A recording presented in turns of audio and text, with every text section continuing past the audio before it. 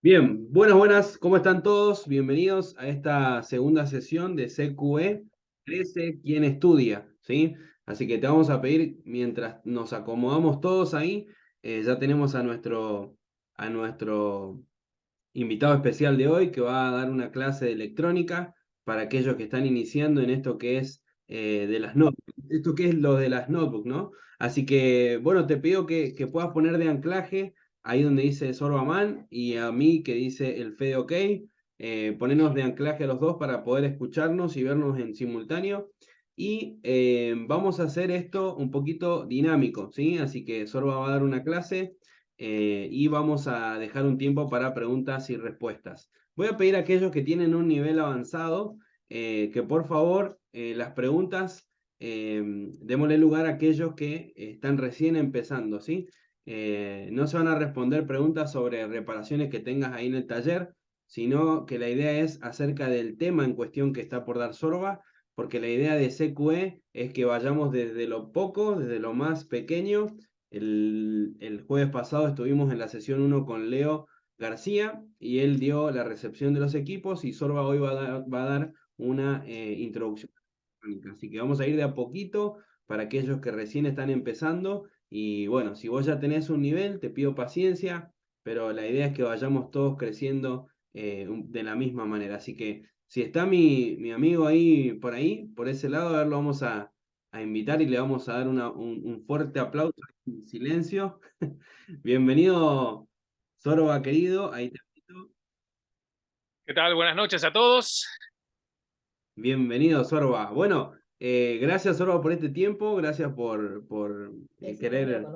querer formar parte de esto. Jessy dice que esa foto la conoce. Así que bueno, antes que nada, Sorba, te vamos a Estoy pedir acá, a 2 cuadritas, Jessy. antes te vamos a pedir que te presentes y bueno, también por ahí que puedas explicar qué es la imagen también que tenés ahí al fondo. Y otra vez, gracias por tu tiempo. Gracias a vos, Fede, nuevamente. Gracias a Jessy también. Bueno, ya hemos saludado.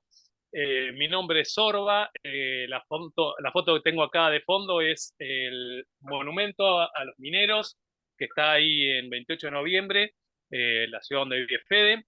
Está ahí a esos 300 metros de tu casa, más o menos, o Sí, 400, más o menos por ahí. Así que bueno, estamos ahí preparados. Elegí esa imagen para tener de fondo hoy. qué bueno. Bien, Sorba anduvo por estos lados. Yo vivo en Santa Cruz, en 28 de noviembre, bien al sur. Acá estoy en la sala de estudio de mi casa, que ahora se puso el planchador, pero la idea es que sea de estudio. Y tenemos acá a la derecha el Cerro de la Cruz, y como dijo Sorba ahí a 300 metros del monumento al minero, que es algo muy importante acá en esta zona. Así que gracias, Sorbo, una vez más por tu tiempo. Vamos a rápidamente a dar inicio a la clase para poder tener el tiempo de preguntas y respuestas y para que cada uno pueda sacarse las dudas, ¿verdad? Así que le voy a aplicar a los chicos, están todos los micrófonos silenciados, ¿sí? Eh, pero en el momento de las preguntas y respuestas vamos a habilitarlo a aquellos que tengan preguntas. ¿Cómo? Ahí abajo tenés la parte de la reacción en Zoom, así que podés poner la reacción de levantar la mano y automáticamente a mí me sube en la lista para poder habilitarte el micrófono y que puedas hablar con Sorba. Aprovechá porque es famoso, así que después te puede firmar ahí la, el Cautín, la Bacón o la JBC, depende del técnico que sea. Así que damos inicio, Sorba.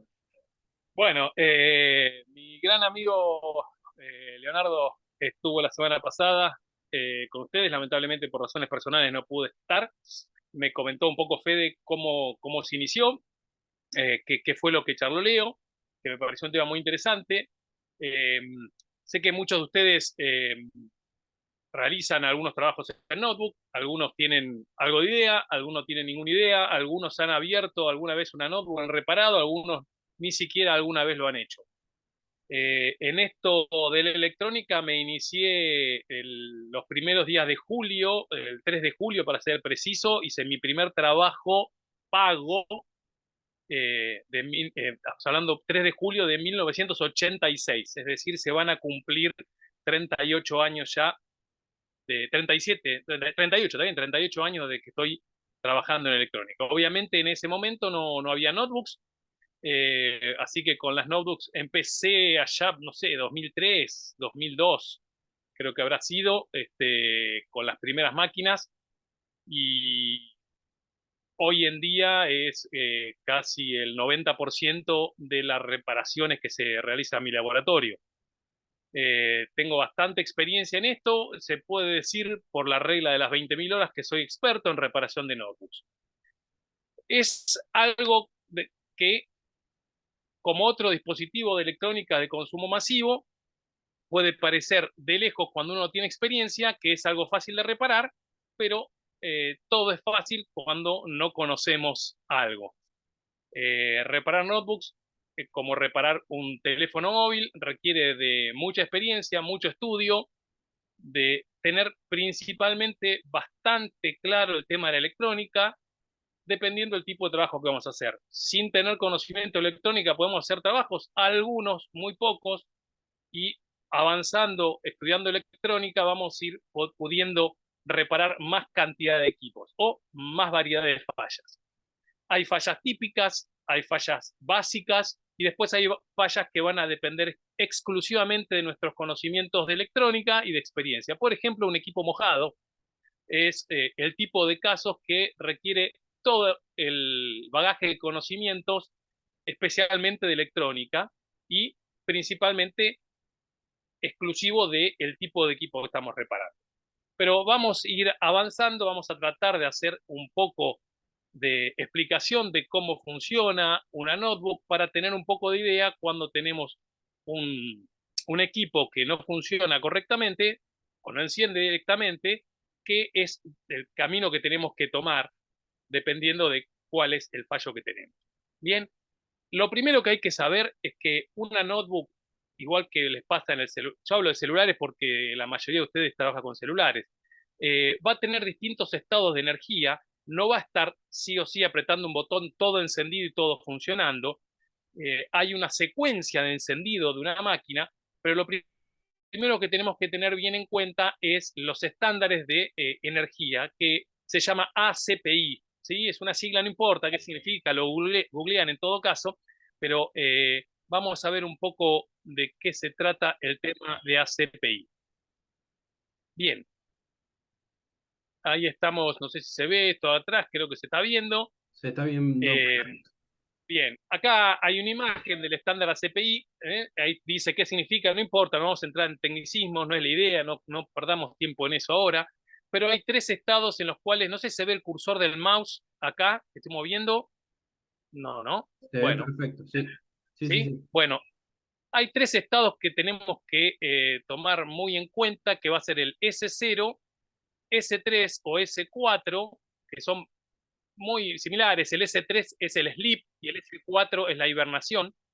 El S0 es que está trabajando el equipo completamente y el S5 es el shutdown, o sea, cuando el equipo está apagado, pero alimentado, ¿sí? O tiene conectado la fuente externa o adaptador a la CDC, lo que el cliente le llama cargador.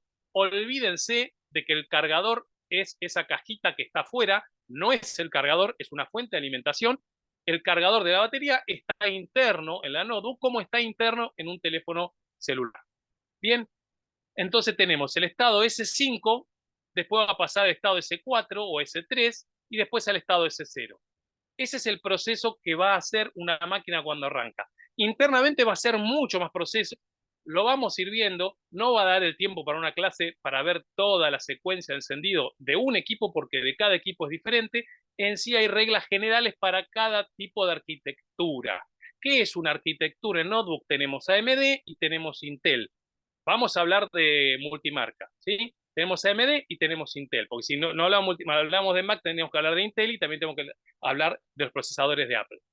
Eh, Además de la arquitectura del fabricante del microprocesador, AMD o Intel, tenemos el tema de que tenemos otra arquitectura. Si es un Celeron, si es un Pentium, de qué arquitectura, de qué época, si es Core i, si es arquitectura Core i, si es primera, segunda generación, tercera, cuarta o hasta decimotercera. Van a variar algunas cosas, pero son reglas generales en todos los equipos.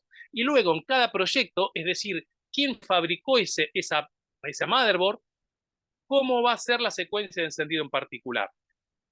Es algo muy amplio, imposible de dar en una sola charla, requiere de mucha práctica y de muchas charlas, pero lo que importante en esto es que ustedes sepan de que una computadora, que una notebook, cuando apretamos el botón de encendido, instantáneamente no está todo alimentado y todo funcionando.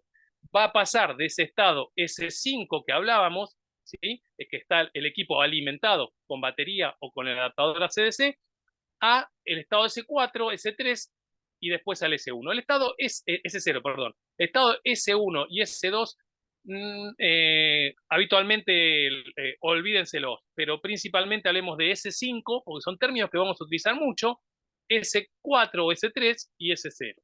¿Sí? Vamos a la práctica. Acá estoy mostrando en 3 arquitecturas diferentes de Intel. Por ejemplo, arquitectura Clarkfield o Arrandale, es decir, hablamos de la arquitectura antes de Core i o la arquitectura Core i, la primera generación, ¿sí? Segunda generación, o tercera y cuarta generación. Perdón, cuarta y quinta. ¿Sí? Segunda y tercera, cuarta y quinta, acá hablamos de la previa, Clarkfield, y el Arrandale, que fue la primera generación de Intel. Ahí, en este pequeño gráfico, no se tiene que acordar todo esto en memoria, esto es anecdótico, es para mostrarles, son las fuentes que tiene cada uno de estas arquitecturas, como yo le hablaba. La fuente de 3,3 se repite en todas las máquinas porque hay muchos dispositivos, muchos circuitos integrados que trabajan con esa tensión. 5 volt, porque además necesitan 5 volt porque van a trabajar con USB. 1.5 volt, que va a ser la alimentación de la memoria, ¿sí? Cuando trabajan con DDR3L, que es L por low de baja tensión, 1.35 en lugar de 1.5. Necesita otra alimentación la memoria, que la de 0.75. En el caso de DDR3L es 0.675, y etcétera, ¿no? 1.05, 1.8, que son las PLL, o sea, para generar los relojes. Latencia del System Agent trabaja en 1.1, acá trabaja en 0.8 y 0.9. Bueno, acá me la olvidé también, 0.8 trabaja. Después hay alimentaciones secundarias, hay fuentes de 3,3 volt secundarias que están activas dependiendo ciertas circunstancias o dependiendo en qué estado ACPI se encuentra el equipo. Los 5 volt secundario, 1.5 secundario, V-Core y la tensión de alimentación de los núcleos del procesador, la tensión de alimentación de la gráfica. Estas son algunas, o sea, en estas arquitecturas, las fuentes que se necesitan para que un equipo funcione. Además, en todos los casos y en todas las arquitecturas, necesitan la parte del charger, el cargador, la parte de carga de batería, que eso lo administra de forma aparte. ¿Sí? Vamos tranqui. Además de todas estas fuentes preestablecidas por el fabricante del procesador, existen derivaciones. Y voy a mostrar un solo ejemplo para que tengan una idea del mar de fuentes que es una placa de notebook. ¿Sí? ¡Wow!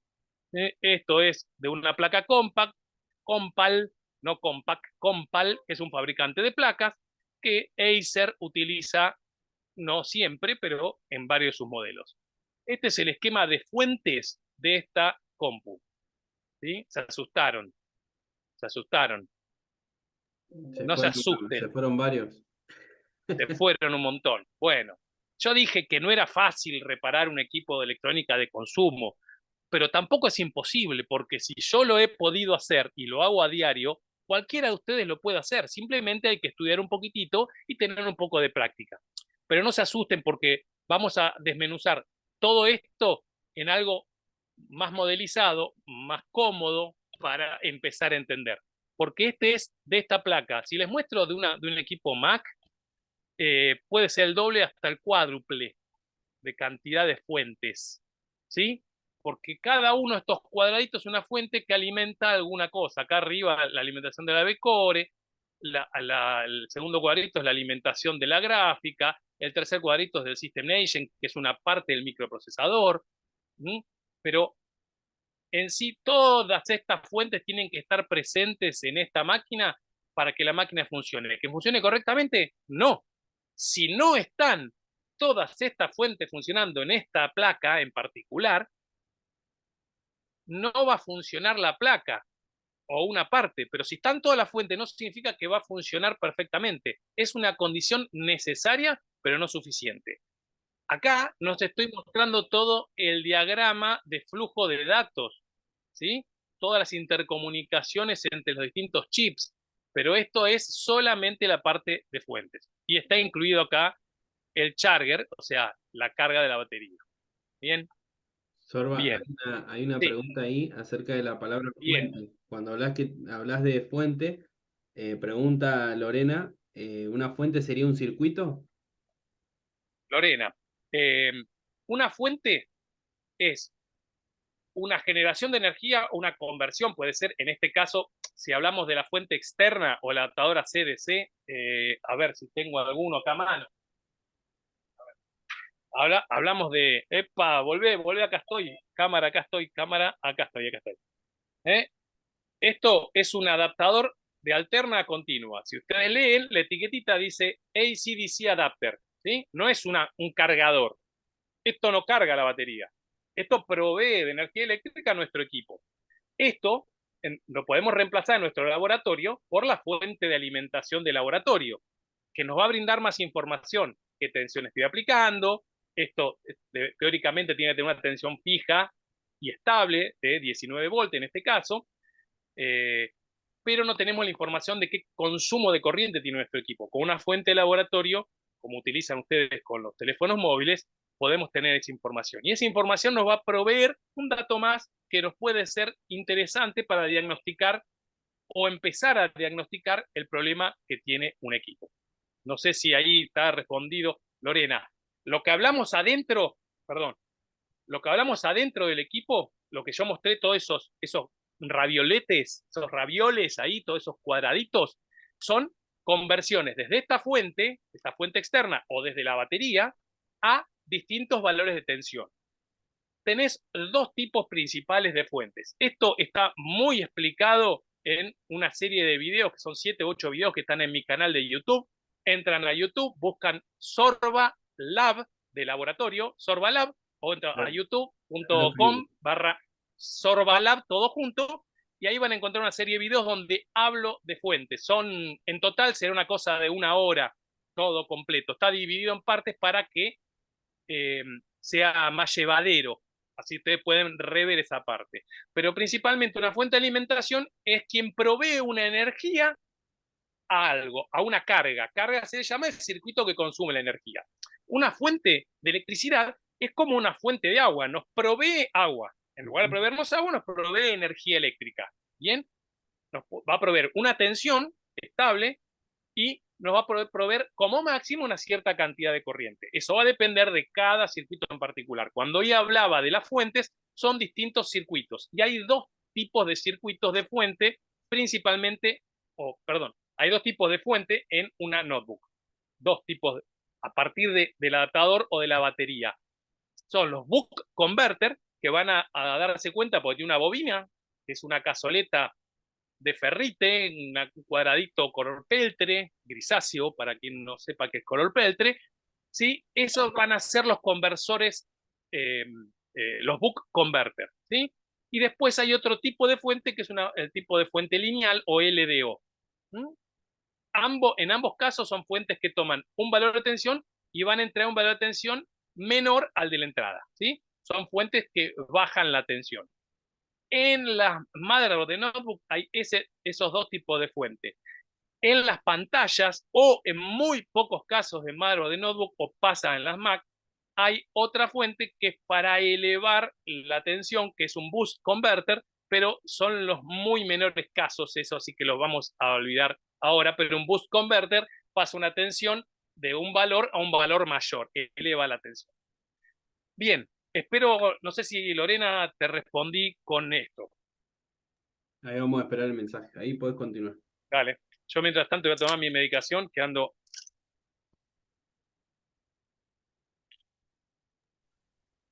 Vamos a hacer como le hacían a Maradona que tapaban.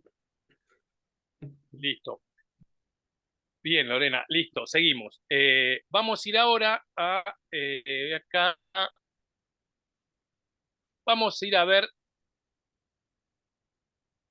si vamos a ir a las arquitecturas que le llamamos. Esto es F5, a ver si me está capturando. Tará. Dame un segundito que estamos viendo. Acá tengo tantas ventanas abiertas y vamos Bueno, a ir para aprovechamos para decirle a los demás ahí, ya entraron 43 y siguen entrando, así que ahí tienen, estamos compartiendo, está compartiendo Sorba, tenemos el micrófono silenciado para todos y una vez que esté la parte de las preguntas, vamos a habilitarle al que desee preguntar algo de lo que estamos charlando ahora. Vamos con arquitecturas y funcionamiento. Vamos con las arquitecturas y funcionamiento. Reitero, arquitectura en lo que es notebook le llamamos a primero fabricante procesador y después de qué generación, por decirlo de alguna manera, es el procesador, porque tienen diferentes requerimientos. Eso se le llaman requerimientos porque es el fabricante del microprocesador, sea Intel, sea AMD. Hay otros más, pero vamos a hablar de Intel o AMD, siempre voy a mencionar así. Recuerden que hay más fabricantes.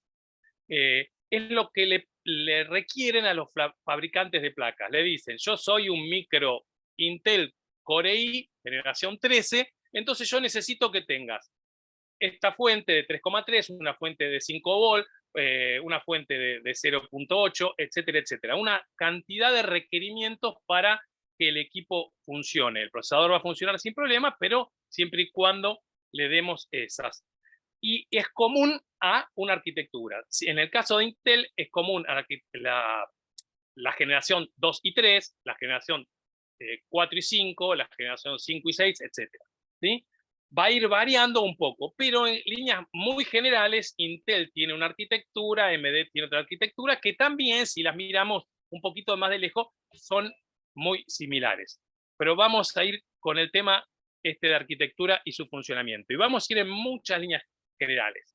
Como les comentaba, del adaptador de alterna de 19 volt o 20 en algunos equipos, 15 en equipos muy viejos, hay unas Toshiba que usaban 15 volt, pero en general hoy en día se usa 19 o 20 volt. ¿Qué pasa si yo viene una notebook a mi laboratorio y es de 19 volt, dice, y yo le pongo 20? ¿Se va a quemar? No. Dice 20 y le pongo 19. ¿No va a funcionar? No, sí va a andar. Internamente hay circuitos que van a controlar que en cierto rango, vamos a suponer, 17 a 21 volt te dejo que funcione. Todo eso lo gestiona una etapa que es el charger, que es quien también va a cargar la batería, pero tiene un circuito de detección de la tensión de entrada que si está en cierto rango va a funcionar. ¿Sí? Eso no se enloquezcan porque hay gente que me dice, no, le pusieron un cargador, ¿sí? Cargador le dicen, de 19 volt y la máquina era de 20 y se quemó. No, no se va a quemar. Hasta va a funcionar. Es posible que en algún momento el equipo se apague o deje de cargar la batería, pero el equipo va a funcionar, independientemente del tipo de fichita que tiene. Ahora, si invierten la polaridad, es decir, donde va el positivo, ponen el negativo va el positivo, ahí sí pueden dañar el equipo. La mayoría de las notebooks tiene un circuito de protección contra inversión de polaridad, pero en algunos pocos casos he visto que no lo tienen y el daño es mayor, pero si no, tienen un circuito de protección con eso. Vamos a continuar con esto para no quedar. En este caso tomé un ejemplo de una batería de 10.8 volt, hay baterías de 7,2 en notebook, hay baterías de 10,8, 11,2, 12, 14,1. Batería, ¿sí? Y adaptador, 19, ¿sí? Líneas generales.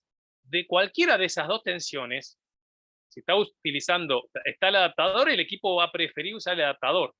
Y si no está el adaptador, utiliza la batería, siempre y cuando tenga carga. ¿Sí?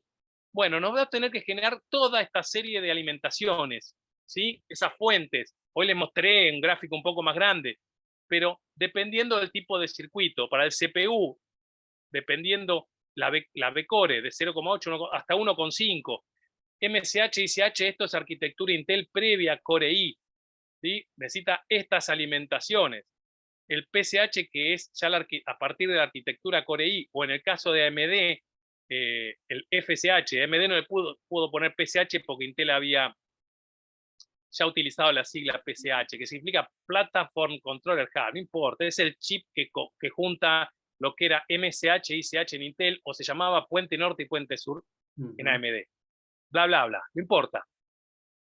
El punto es que una arquitectura nos requiere una serie de alimentaciones, ¿sí? Eso el equipo lo tiene que tener. Pero vamos un poco más a líneas generales a verlo en el equipo, así no se hacen mucho ruido en la cabeza. Cuando ingresa la energía, nosotros le conectamos el adaptador o la fuente de laboratorio, ¿sí? El cargador para los clientes. No me digan a mí cargador cuando se refieren a esto, por favor, porque cuando me digan cargador, yo voy a estar refiriéndome a la etapa de carga de batería o la etapa de gestión de energía de una node. En los móviles pasa lo mismo. Olvídense, el que dice cargador a esto no es un término técnico. Cuando hablan con el cliente, díganle cargador, está todo bien porque con el cliente tienen que hablar su idioma, pero entre nosotros tenemos que hablar el idioma técnico, ¿sí? Esto es un adaptador. Bien, ingresa la energía. En el circuito, después de pasar por la etapa del charger que gestiona si deja entrar la tensión del adaptador, dependiendo si está en ese rango que les comentaba, ¿se acuerdan? Vamos a llamarla B+, que es la tensión general del equipo, la tensión principal del equipo. Siempre la van a ver con esta, B larga más, ¿sí? Esto va a ir a 3 o 4 partes principalmente. A la parte dice LED inverter, que es para la alimentación del backlight de la pantalla, sea un inverter o sea LED, ¿sí? No es dos casos diferentes. Otra parte que va a llegar a esta fuente step down, que se le suele llamar always voltage. En las generaciones ya a partir del octava generación, séptima generación, ya no tienen esta tensión always de potencia. Tiene una tensión de LDO, una tensión de una fuente de muy baja corriente. Pero hay unas fuentes que tienen que estar alimentando el equipo, que van a ser de 3,3 volts al menos para alimentar al microcontrolador que controla toda la placa. El cerebro que controla la placa es el controlador embebido, que algunos llaman KBC mal, porque KBC es una parte, ¿sí? Es una parte del controlador embebido. Hay alguien que tiene que ser de portero. Cuando la máquina está en estado S5, ese estado que yo les comentaba, que es de letargo, que están esperando apretar el botón de encendido, tiene que estar alimentada parte de la placa para que espere a que el usuario presione el botón de encendido, y cuando presione el botón de encendido se inicie eso que les comentaba, que era la secuencia de encendido de toda la máquina. Van a ir despertando todas las fuentes, las señales, buses de comunicación entre los distintos circuitos integrados para prepararse, dejar listo el equipo para que luego cargue el sistema operativo. Todo eso es en cuestión de segundos, ¿sí? 2, 1, 2, 3 segundos. Ya está todo arriba. Todo ese choclo de fuentes que le mostraba está arriba en ese tiempo, muy rápido. Bien, tenemos B+. Acá este hombre que hizo no es una imagen mía, es una imagen que yo levanté, decía 18 volts. ¿Ven? 18 volts, 19, 20, es lo mismo. Estamos hablando genéricamente. Alimentamos de este B+, va a ir a alimentar esto, siempre y cuando la máquina le avise que tiene que alimentar el backlight de pantalla. Si ustedes apretan el botoncito de apagar pantalla, se va a apagar eso, pero la alimentación de estos 18 o 19 volts tienen que estar presentes ahí, para que cuando necesite los tome. Va a alimentar las fuentes de 3 y 5 volts, y va a alimentar luego la fuente de la memoria. Puede ser un 8, puede ser unos 5, puede ser 1.35, puede ser 1.2, puede ser 1 volt, dependiendo qué tipo de DR lleva. Va a alimentar los 1,8 volt, que son los que necesitan las PLL para generar los clock. Estamos hablando de electrónica digital, se tienen que generar los metrónomos para que los músicos sepan cuál es el ritmo que tienen que ir cantando. Sabían que los integrados se cantan entre ellos, trabajan una frecuencia. Cuando dicen, trabaja a 100 MHz, bueno, cantan a 100 MHz, hablan a 100 MHz. ¿Bien? Eso lo gestiona las PLL, 1.05 volt, que es la alimentación del FSH o PSH. Luego va a tener que alimentar los núcleos del CPU y también la gráfica, ¿sí? Esto, fíjense cómo de esa imagen de un montón de fuentes lo modelizamos y lo simplificamos para que se entienda un poco de cómo se alimenta una placa de notebook. Quiero hacer un parate acá. Fede, decime si hay preguntas, a ver si alguno de ustedes quiere hacer preguntas, ¿se va entendiendo? Estoy tratando de ser lo más rápido posible, pero no perder enfoque en esto. No sé el Bien. chat. El No chat sé el chat. dice, buenas, ¿y qué hay con el amperaje? Estaba hablando cuando, esa pregunta fue cuando estabas hablando del adaptador, que mencionaste el voltaje, que porque en el adaptador te sale ahí el voltaje, ya Sí, me da miedo decir cargador, sí, y, sí. y abajo te sale el amperaje. Bueno, la corriente que figura acá es la corriente máxima para esta fuente, ¿sí? La cantidad de corriente que va a consumir el equipo va a depender de la carga, dependiendo de lo que necesite. Si yo pongo en mi casa que tengo una línea de 220 volt alterna, le pongo una lamparita de 25 watts, va a estar consumiendo un poquito más de 100 miliamperes. Ahora, si yo le pongo una lámpara de 200 watts, va a estar consumiendo cerca de 1 amper. ¿Hasta cuándo voy a poder consumir? ¿Cuántas lamparitas puedo poner? ¿Cuántas heladeras? ¿Cuántos aires acondicionados que son la gloria por estos días? Ni siquiera en el puto culo del mundo donde vive Fede se puede andar poniéndose una remera porque te morís de calor si no tenés aire acondicionado. Todo eso, ¿cuánta corriente podés consumir en tu casa? Y depende las térmicas, el disyuntor. Te dice 25 amperes. Cuando empezás a consumir 26, ¿qué hace el disyuntor? Pácate, levanta y si hay un exceso de consumo. Bueno, estos adaptadores ACDC adaptan la corriente alterna a una salida continua y estable, 19 volt, y tienen como máximo en este caso 4.74 amperes. O sea, como máximo eso, pero si el equipo le pide 1 amper, la fuente va a estar entregando 1 amper. No es que va a entregar todo el tiempo 4.74. ¿Se entiende? Claro, es lo que le pide el equipo. Es lo que le pide el equipo. Pero como máximo dice 4,74. Un detalle acá eh, que pueda ser interesante. Les llega un equipo que el cliente les dice que a veces cuando lo está usando se le apaga. Lo uso un rato y se me apaga. Pero con batería no se apaga nunca hasta que se gasta la batería. Bueno, tenemos un problema en la entrada.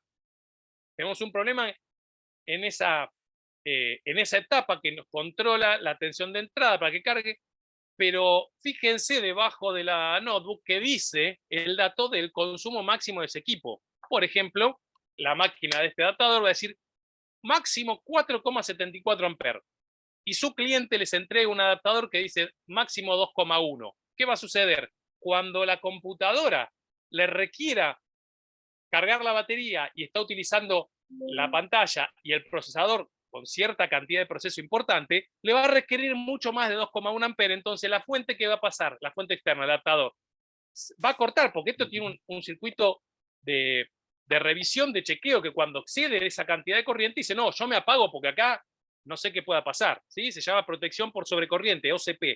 Pero vamos a entrar en detalle de eso ahora. El Entonces, OCP en los celu también está y es el OVP, que bueno, es la línea esa de que protege. bueno, pero OVP es Over Voltage Sí. Protection. OCP es Over Current Protection, corrección por exceso de corriente. Entonces, la fuente externa, si es de 2,1 amper y la computadora en algún momento le pide más de 2,1 amper, va a dejar, esto se va a apagar. Entonces va a dejar de alimentar la máquina. Si la máquina está sin batería, está descargada la batería, ¡pum!, se apaga la máquina. Entonces puede ser un problema que tenga su cliente que está utilizando un adaptador no adecuado para el equipo. Porque el que tenía se rompió y agarró el de la netbook de la nena, del que le dio la escuela, anda igual, listo, ya está. Y no se da cuenta. Mientras tenga carga, ¿qué va a hacer? Cuando requiera mucho consumo, este se protege, empieza a utilizar la computadora, la batería. Cuando no requiere tanto consumo, este se desprotegió porque hay algunos que si no lo desenchufás de la línea de alimentación del hogar, no se resetea. Hay otros que cuando no les pide la máquina corriente, se vuelven a resetear y vuelven a entrar. Entonces están en un ciclo que se inicia lo que se le llama hipoelectrónico. Arranca, apaga, arranca, apaga, arranca, le consume más de 2,1, se apaga. Entonces puede ser que tengan un caso de eso. Por eso es importante verificar en la computadora que les trae el cliente qué corriente máxima el equipo y qué corriente tiene máxima el adaptador. Ahora, si ustedes colocan con su fuente de laboratorio y en su fuente de laboratorio setean la corriente máxima a 1 ampere, les va a pasar lo mismo. Cuando llegue a 1 ampere, la fuente de laboratorio va a cortar porque dice, vos me dijiste máximo 1 ampere, papi. ¿Sí? Porque las fuentes de laboratorio hablan ese idioma, son medias así de la boca, digamos, ¿no? Son porteñas. No. Entonces, tengan cuidado que si prende una máquina con la fuente de laboratorio y se apaga, verifiquen que la corriente máxima seteada en la fuente esté al menos en la corriente máxima del equipo. Normalmente cuando reparamos nódulos la dejamos seteada al máximo, la fuente, en 5 amperes, que son las fuentes habituales, que tienen hasta 5 amperes. ¿Se entiende eso? Un dato importante ahí cuando el jueves pasado hablábamos con Leo en la recepción del equipo, y la verdad que está bueno esto que dice Sorba también, cuando traen el equipo y pasan estas cosas, revisar el cargador del cliente, el adaptador, está bueno el dato. Sí, pueden también revisarlo, colocarlo, armarse, no compren, armarse una carga electrónica. Es muy sencillo el circuito, lleva muy pocos componentes. ¿Qué es una carga electrónica? La carga, ¿qué es? ¿Quién consume? O sea, una computadora. Si yo quiero probar si este adaptador llega manteniendo 19 volt a 474 amperes, le tengo que poner un consumo acá que haga que circule esa corriente. Entonces, ¿cómo se hace eso? Bueno, hay un dispositivo muy sencillo de fabricar, que es una carga electrónica, con lo cual nosotros podemos variar con una perillita, con internamente un potenciómetro, podemos variar la corriente que le consumimos a esto. Entonces verificamos, estoy en 474 amperes, sigo teniendo 19 volts y listo, la fuente está andando, porque también puede ser que este sea el problema. El otro caso es colocar siempre, si tienen fuente de laboratorio, trabajen con fuente de laboratorio, y si no tienen fuente de laboratorio, con uno de estos de ustedes. Después se consiguen uno de buena corriente que tenga la ficha 5525, ¿sí? Y eso, vamos a hacer ahí. Y después se consiguen estas fichitas, ¿sí? ¿Sí? Que adaptan de 5525 a los distintos tipos, ¿sí? Y con eso pueden probar todos los equipos. Entonces, por ejemplo, tienen una HP que tiene la típica fichita azul, yo tomo este adaptador que de Toshiba, me enchufo acá y tengo, ¿cómo tienen ustedes el pulpito para los, para los celulares? Para los celulares? Lo mismo, ¿sí? Entonces, si tienen fuente de laboratorio que tenga 19, 20 volt y llegue por lo menos a 3 amperes, como para probar la mayoría de los equipos sin sobreexigirlos, pueden utilizar directamente la fuente de laboratorio. ¿Qué tengo yo la fuente de laboratorio mía? Simple, 2 fichas banana, y acá, este es un cable de los adaptadores, ¿sí? El cable del cargador del cliente, ¿sí? Compran uno, o sacan de scrap de un adaptador que esté dañado, y con la ficha 5525 usan todas las fichitas. Con las 2 fichitas banana para enchufar en la fuente. De esa manera pueden alimentar cualquier notebook. ¿Sí? ¿Se entiende? Bien, seguimos. ¿O hay preguntas ahí? Continuamos. Ahí van haciendo la reacción de levantar la mano y vamos habilitándoles el micrófono para que puedan hablar con Sorba, ¿sí? Perfecto. Sí, yo estoy viendo que algunos saludan, Marcelo, Sí. gente que conozco, otros no, pero después saludamos a todos. Siéntanse saludados, así no perdemos tiempo ahora. ¿Sí? Bueno, vamos a lo siguiente. La secuencia de encendido de la máquina. Ya vamos a ver un poquitito más acá. La batería del adaptador, esto es el B+, la entrada. La primer fuente, las de Always, la de 5 volt, la de 3,3, la de 3,3 nos va a alimentar el controlador embebido, ¿sí? O EC. En algunos circuitos lo van a encontrar como KBC, está mal ese dato, pero en algunos circuitos lo encuentran como KBC. En los motherboards de desktop van a encontrar como Super IO, pero es un microcontrolador, ¿sí? Es una microcomputadora que hace toda la gestión del control del inicio de la máquina y otra serie de cosas más. También la alimentación de 3,3 va a alimentar el BIOS. Si no carga el BIOS no va a estar disponible el equipo. Y después, acá dice MOSFET, va a ser otra fuente, digamos, conmuta una llave que va a alimentar el disco rígido, la lectora de DVD si tiene, el amplificador, los USB. Los 3,3 alimentan el ICH o el PCH o el FSH, dependiendo sea el caso. alimenta 5 y tiene que alimentar 3,3. ¿Por qué tiene que alimentar de 5 volt y 3,3? Se va a quemar si se alimenta con 2 tensiones. No, también se alimenta con 1,05. No se va a quemar porque no es todo unido, sino que un bloque internamente, ese circuito integrado, a ver, el ICH o el MCH o el FSH o el PSH, todas esas siglas así, es un circuito integrado que internamente tiene un montón de cosas, como pasa con los PMIC en el caso de las notebooks de baja potencia o en el tema de los celulares.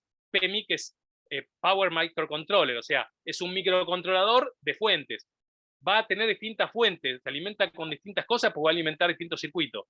Esto necesita alimentar 5 volt, ¿por qué? Porque tiene que comunicarse con el USB. Si se tiene que comunicar con el USB, la tensión de esa corriente alterna, de esa serie de pulsos, ¿sí? Va a ser en 5 volt, así que necesita esa alimentación.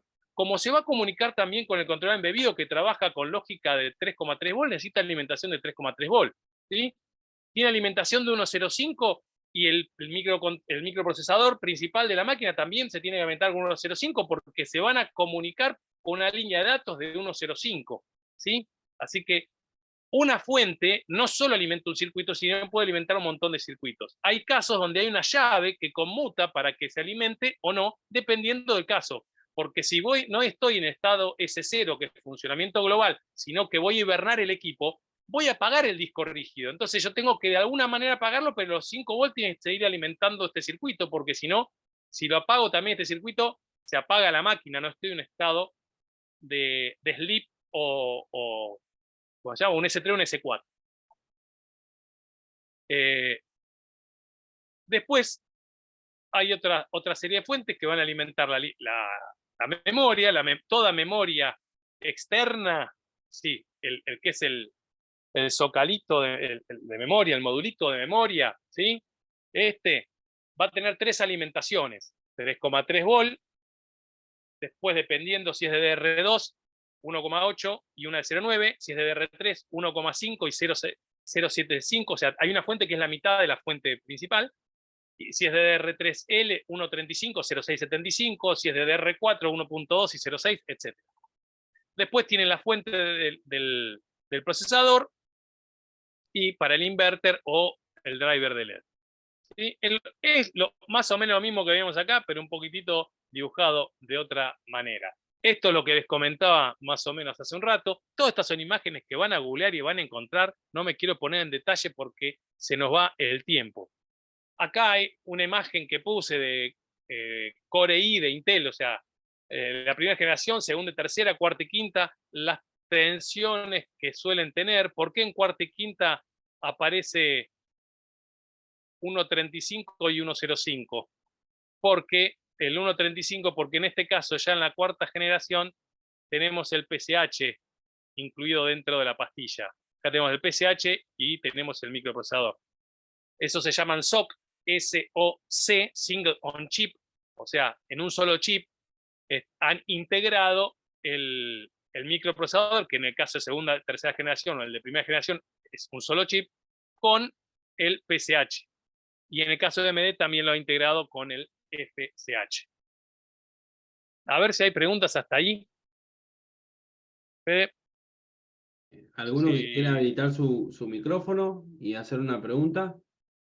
Ya hablamos de fuentes, de arquitectura, hablamos del voltaje que tiene la RAM. A ver si alguno tiene alguna pregunta, puede habilitar su micrófono. José Yo María. estoy haciendo todo tratando de meter mucha información en poco tiempo para que tengan un pequeño pantallazo y que no sea tan duro hablar solo de algo que parezca muy superfluo, muy en el aire. O quiero tratar de mostrarles más o menos cómo es el tema de alimentaciones dentro de una placa para después mostrarle un último esquemita y después ustedes en otras charlas con algunos otros instructores poder ir desmenuzando caso por caso. Pero la idea era ver una placa, o sea, ver el total. ¿Sí? Bien, José María, ahí podés hablar, ya está habilitado tu micrófono. Buenas. Buenas noches. Tenía una consultita.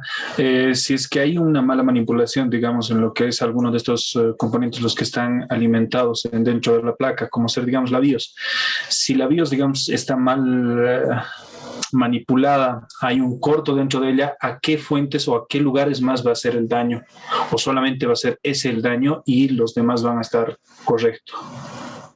Bien, bueno, varias cosas. Primero y principal, tenemos que tener en cuenta cómo vamos a trabajar, cómo es nuestra forma de trabajar. El tema de que los componentes son todos CMOS, son delicados con el tema de la electricidad estática, o ESD por la sigla en inglés, y donde estoy yo habitualmente tenemos, con suerte, con baja humedad tenemos un 65 por 70% de humedad. Lo normal, hoy por ejemplo hay 95% de humedad. Puedo tocar una... acá está. Puedo agarrar una memoria y tocarla así y sé que no la voy a dañar. Ahora, si vivimos donde vive Fede, hacemos esto y lo más probable es que dañemos la memoria. En las zonas secas de baja humedad, la electricidad estática es más alta y es más común.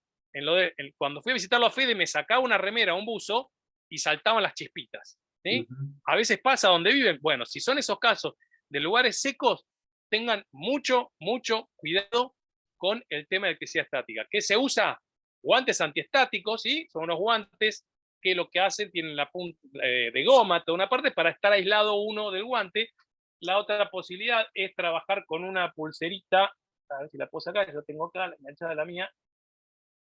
Uso más el guante que la pulsera, pero también viene esta pulserita, ¿sí? Es una pulserita que tiene un contacto metálico, ustedes se la ponen de plástico acá, se la colocan ahí, y viene con un cable. Si no usan este cable, no sirve de nada la pulsera, no es mágica.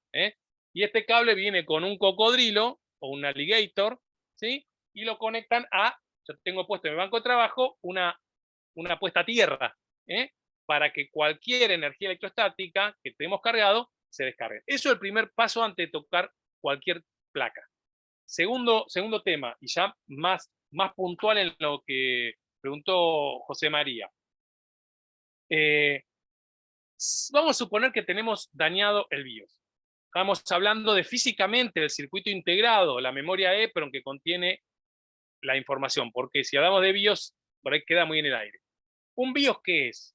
Pues podemos verlo desde el punto de vista lógico al punto de vista físico. El punto de vista lógico es un programa, es como si fuera un Windows, por decirlo de una manera. Es una serie de instrucciones que le dicen a la computadora qué hacer cuando el señor o la señora presionó el botón de encendido, ¿sí? El power button.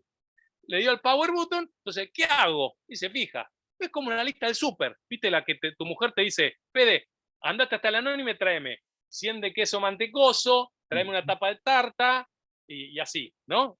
La tarta re fea, vas a ir con 100 de mantecoso, bueno. Pero es una lista de cosas a hacer, ¿sí? Eso es la parte del programa. Pero eso está almacenado en una memoria no volátil, o sea, una memoria que si dejamos de alimentarlo el circuito, no se pierde esa información, ¿sí? Se le suele llamar EEPROM, que es el nombre técnico, pero también se la suele llamar en la jerga SPI. SPI porque es el tipo de protocolo de comunicación que tiene esa memoria no volátil. No volátil significa que si no la alimentó, no se pierde. Si una memoria de la compu de estas, cuando apago la compu, todo lo que estaba en la memoria se borra, se pierde. ¿Sí? En el caso de los chip de BIOS, ¿sí? o la SPI, no se borra. Hay dos tensiones de alimentación típicas. Las máquinas más viejas eran de 3,3 volt, las más nuevas son de 1,8 volt de alimentación. Si está en corto el circuito integrado, lo que va a suceder es que la fuente que alimenta ese circuito integrado quiere encender, ¿sí? Internamente, no dimos todos los detalles, pero internamente dice, dale, fuente de 3,3 volt, arranca. Vamos a suponer que la SPI del BIOS es de 3,3 volt. Arranca. Listo, arranca. Dice, che, negro, hay mucho consumo. A mí me fabricaron para máximo, vamos a suponer, 5 amperes. Estoy entregando los 5 amperes y me siguen pidiendo. Listo, yo corto, si no exploto. Entonces ahí entramos en un tema que vemos que la fuente de alimentación de 3,3 volt no está. Con un multímetro no la vemos, no hay nada. con un osciloscopio, por ahí vemos que aparece como que quiere subir un poquitito de tensión y desaparece, y se corta. Según el tipo de circuito que controle ese buck converter, arranque, corta, o arranca, corta y se queda apagado. Eso depende del controlador. Eso es muy, muy particular. Pero son esos dos casos. O entra en ese hipo que quiere arrancar y corta. Pero vemos que no está funcionando, no está estable. Bueno, ahí tenemos un cortocircuito o un exceso de consumo. Todavía no sabemos si es un cortocircuito, pero lo que sabemos es que es un exceso de consumo. Nos piden más energía de lo que esa fuente está preparada como máximo para entregar. O sea, se produce lo que llaman el OCP, Over Current Protection, la protección por sobrecorriente. Entonces ahí no sé si es el chip de BIOS o algo que esté en la línea 3,3 volt. Es algo, porque estamos hablando de la fuente de 3,3, es algo que está en esa línea. Bueno, vamos a un procedimiento en la práctica. ¿Cómo puedo hacer para determinar quién es el que se está chupando toda esa energía? Que está consumiendo toda esa energía, que pide más y pide más como novia cara o novio caro. Bueno, ahí hay distintos métodos, pero el más común que utilizamos los técnicos en el laboratorio es el método de sobretemperatura. Quien consume más va a calentar más. Por la ley de Joule, no vamos a entrar en detalle, por la ley de Joule habla de que cuando circula corriente por un lugar, si circula mucha más corriente va a producir más temperatura. ¿Sí? Cortita. Entonces, ¿qué hacemos? Bien, tomamos nuestra fuente de laboratorio, la desconectamos de la notebook, la seteamos. Si estamos seguros, sumamente seguros, que estamos en una fuente de 3,3 volt, y muchas veces me he equivocado, ¿sí? Podríamos aplicar directamente 3,3 volt. Pero por las dudas, si no están 100% seguros, seteen la fuente de laboratorio en 0,8 volt. Porque no hay circuito, no hay ninguna fuente en una placa notebook que sea de menos 0,8. Y si nos equivocamos, en vez de 3,3 a la fuente 0,8, no vamos a quemar nada. Porque si aplicamos 3,3 volt, donde debería haber 0,8, vamos a quemar algo y va a ser culpa nuestra. Entonces, supongamos que estamos súper seguros que la fuente de 3,3, le podemos llegar a aplicar 3,3 volt, máxima cantidad de corriente, que puede tener un problema. Porque si la corriente la consume toda de golpe, puede pasar una pista y reventar una pista. Lo ideal es empezar con una tensión de 0,8 volt y limitarla a 1 ampere. Si aplicamos esa tensión, ni bien la aplicamos, vemos que la tensión en la fuente baja, o está consumiendo los 5 amperes, podemos empezar, sin desconectar, podemos empezar a subir un poquitito la tensión. Y ver qué es lo que calienta. ¿Cómo lo podemos ver? Hay 5 métodos típicos para ver cómo calienta un componente, desde el más económico hasta el más caro. También hay un video en mi canal que lo muestro. Puede ser un papel térmico, puede ser alcohol isopropílico, y lo ideal sería isopropílico, no utilicen alcohol común, ¿sí? Isopropílico para que no deje residuos. Puede ser con resina, o como le dicen ustedes, los que hacen celulares, rosin, porque no es resina, es resina en español, es lo mismo, ¿sí? O pueden poner flux, pueden poner un poco de una jeringuita, un poquito de flux, ¿sí? O pueden usar el dedo, que le va a dejar marcado el componente por ahí, o pueden utilizar una cámara térmica. Ahí tienen distintos métodos para determinar. Entonces, cerrando la pregunta de José María, ahí determinaríamos, por ejemplo, que estaba en cortocircuito la memoria CPI. ¿Bien? Porque era lo que nos consumía. Levantamos ese circuito integrado, vemos que no hay exceso de consumo, listo, entonces el problema estaba ahí. Ahora, puede haber quemado algo más y depende de la situación, depende del caso. Vamos a suponer que en el equipo no ingresó líquido. En ese caso, vas a reemplazar la memoria, vas a tener que reprogramarla. Obviamente, porque te pones una nueva, está vacía, no tiene esa información, esa lista del súper no está. Entonces va a tener que reprogramarla con el archivo adecuado para ese equipo, para esa placa, para esa versión, etcétera, etcétera. Y vas a encender el equipo y 99% seguro que va a estar reparado el equipo. Habitualmente, una falla, si no le metió mano otro, no lo manosearon, lo que decimos, lo manosearon mal el equipo, es uno el problema. Ahora, puede ser que en ciertos casos, dependiendo del tipo del circuito, eso genere otro problema.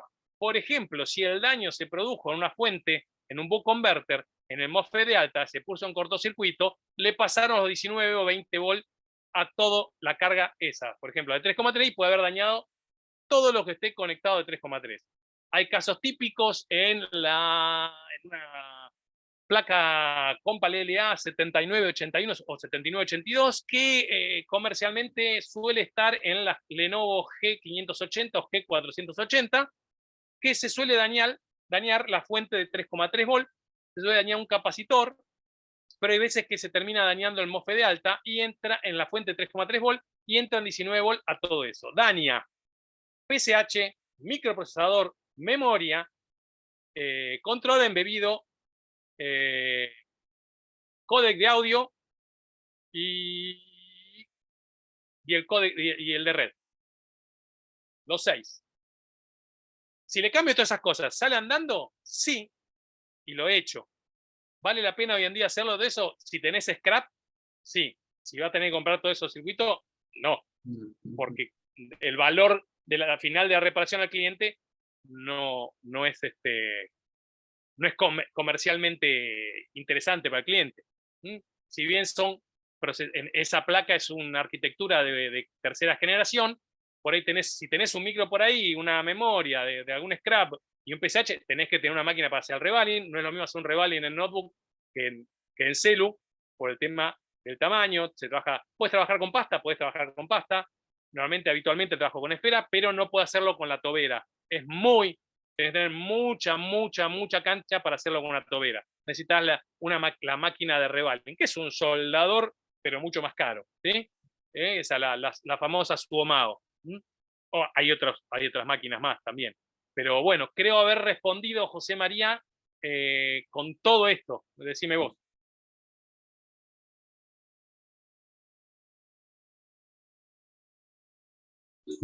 Sí, la verdad, muchas gracias. Me has dado un panorama muy amplio para poder ir y resolver tal vez algún problema que tenga. Bueno, me alegro que sea así. ¿Algún otro Muchas duda? Gracias. A ver, ¿Por acá? Carlitos quería mencionar algo. Carlitos, rápido tu pregunta, así continuamos. Carlitos, querido, te escucho. Hola, Fede, hola. Hola, Carlitos. ¿Todo bien? Le hago una pregunta.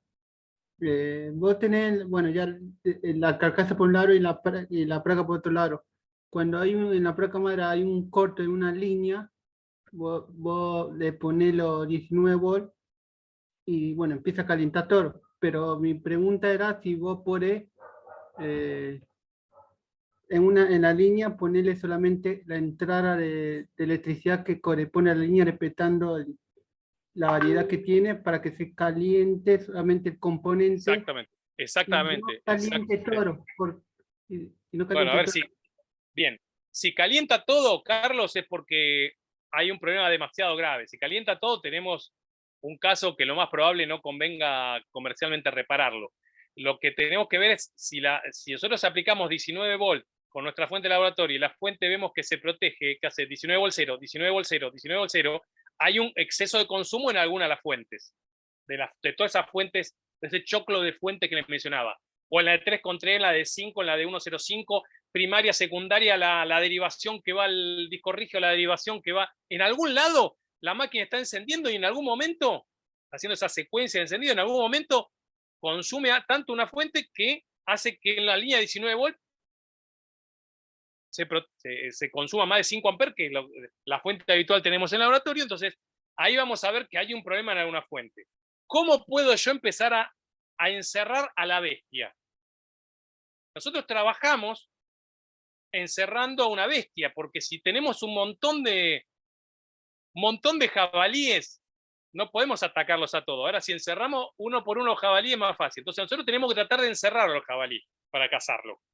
Estoy haciendo una alegoría como que encontrar dónde tengo el problema, tengo que cerrar. A ver, ¿es el adaptador? No. Está en la placa, listo. Ya, descarté. En la placa. ¿En qué parte de la placa? Empieza a encender y se me apaga la fuente de laboratorio y se protege, porque hay un exceso de consumo en alguna fuente. ¿En cuál? ¿En la de 5, la de 3,3, 1,05? ¿Cómo sé eso? Bueno, puedo utilizar una cámara térmica y ver en qué lado está empezando a calentar y poder deducir. Pero si no, lo que hago es el siguiente.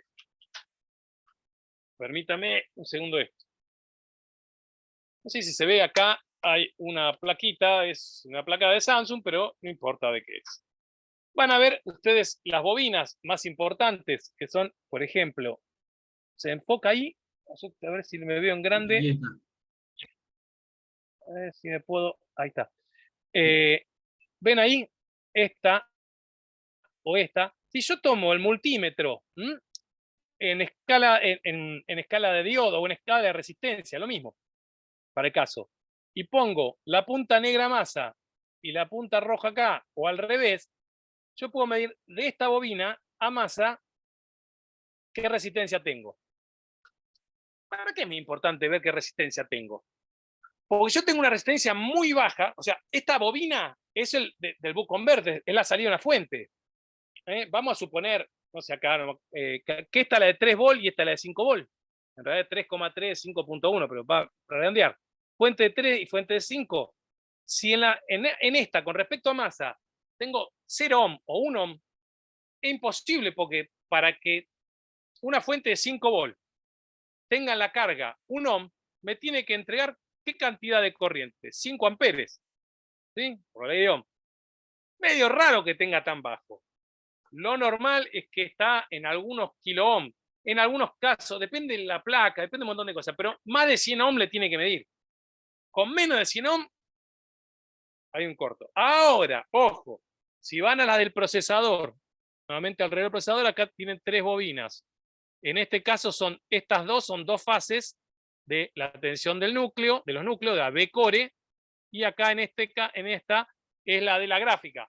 Esas bobinas suelen medir bajo, dependiendo de la arquitectura, dependiendo especialmente de la arquitectura, cuánto va a medir.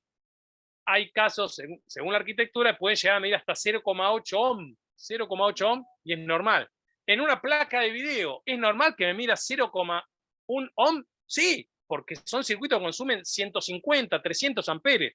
Entonces, va a depender en cada uno de los circuitos. Pero en las fuentes que no son las del procesador, si miden muy baja resistencia, muy baja, estamos hablando menos de 100 ohm, ya ahí está el problema.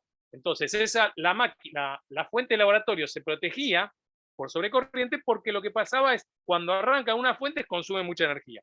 Entonces tengo que identificar, empezar a cerrar la bestia. A ver, esta bobina la mido a masa, ¿sí? Que es un buck converter. Mírense los videitos que hice yo, no para ganar visita, nada, porque no tengo monetizados los canales. Yo soy cero en eso. Simplemente porque ahí está la información importante para que puedan entender cómo funciona un buck converter. ¿Sí? O lo pueden ver de otros instructores que estuvieron durante años explicando de una manera y que borraron los videos y ahora lo hacen igual que como hizo Sorba. Bien, pasé factura. Porque electrónica muchos instructores no saben. Muchos, no digo todos, estoy diciendo muchos. Entonces, eso es una forma, Carlos, de determinar dónde está el problema. Si encontramos que en la bobina de 3,3 volt, con respecto a masa, tenemos baja resistencia, bueno, trabajamos con ese circuito, con el circuito de la fuente de 3,3 volt, y vemos qué componentes pueden ser los que estén andando mal. En ese caso aplicamos el método que le explicaba José María. Bien, ahí preguntaban en el chat, Pablo Sí. Oliva, ¿cómo te fuiste armando de scrap? Bueno, tiene 30 y cuánto, 38 años dijiste, 37 años. Bueno, armando de scrap, en realidad vivo tirando placas, porque se van poniendo viejas, ¿no? El scrap de hoy de una placa de esta que tiene 15 años todavía sirve. Dentro de 10 años va a ser basura, literalmente va a ser scrap. Ahora, ¿cómo me fui armando? Bueno, en varias situaciones. Tenés 3 líneas principales. El que te dice, te regalo la compu, porque esta no la quiero más, usarla para lo que quieras, te queda placa scrap. Clientes que no retiran el equipo. Leo le contó la semana pasada, no sé si hablaban puntualmente del tema de tiempo. Yo, en nuestro laboratorio, en mi laboratorio, lo que hago es, una vez que se avisa que el equipo está reparado o que no se va a reparar porque el cliente no quiere repararlo o que no se consigue repuesto, si no se pudo dar la solución, tiene 30 días para retirarlo. Pasados esos 30 días se le cobra almacenamiento. A los 90 días, desde que se le hizo el aviso legal, ¿sí? Que tiene que ser por mail, por WhatsApp no sirve legalmente, a partir de los 90 días el equipo se consigue abandonado, entonces ahí tengo otra plaquita de scrap. Y el tercer caso, que es el más común, Mercado Libre, grupos, che, tenés placas de scrap, compro.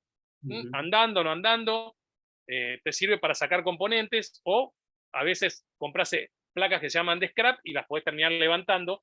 Te viene una compu totalmente mojada, muchos integrados dañados, o muy dañado el PCB, reparás pista, igual tenés un problema porque vos en las placas tenés varios layers, o sea, tenés pistitas, pero también tenés adentro. Si un layer en el medio está dañado, no tenés como los celu esa información que a veces raspan, levantan un layer, reparan el layer de abajo, reparan otro layer. En las notebooks no tenés, es muy pocas veces tenés la información. La mayoría de los equipos no lo tenés. Más de la mitad de las placas no tenés esquema siquiera disponible, ni de forma gratuita ni paga. Así que no es como los celu.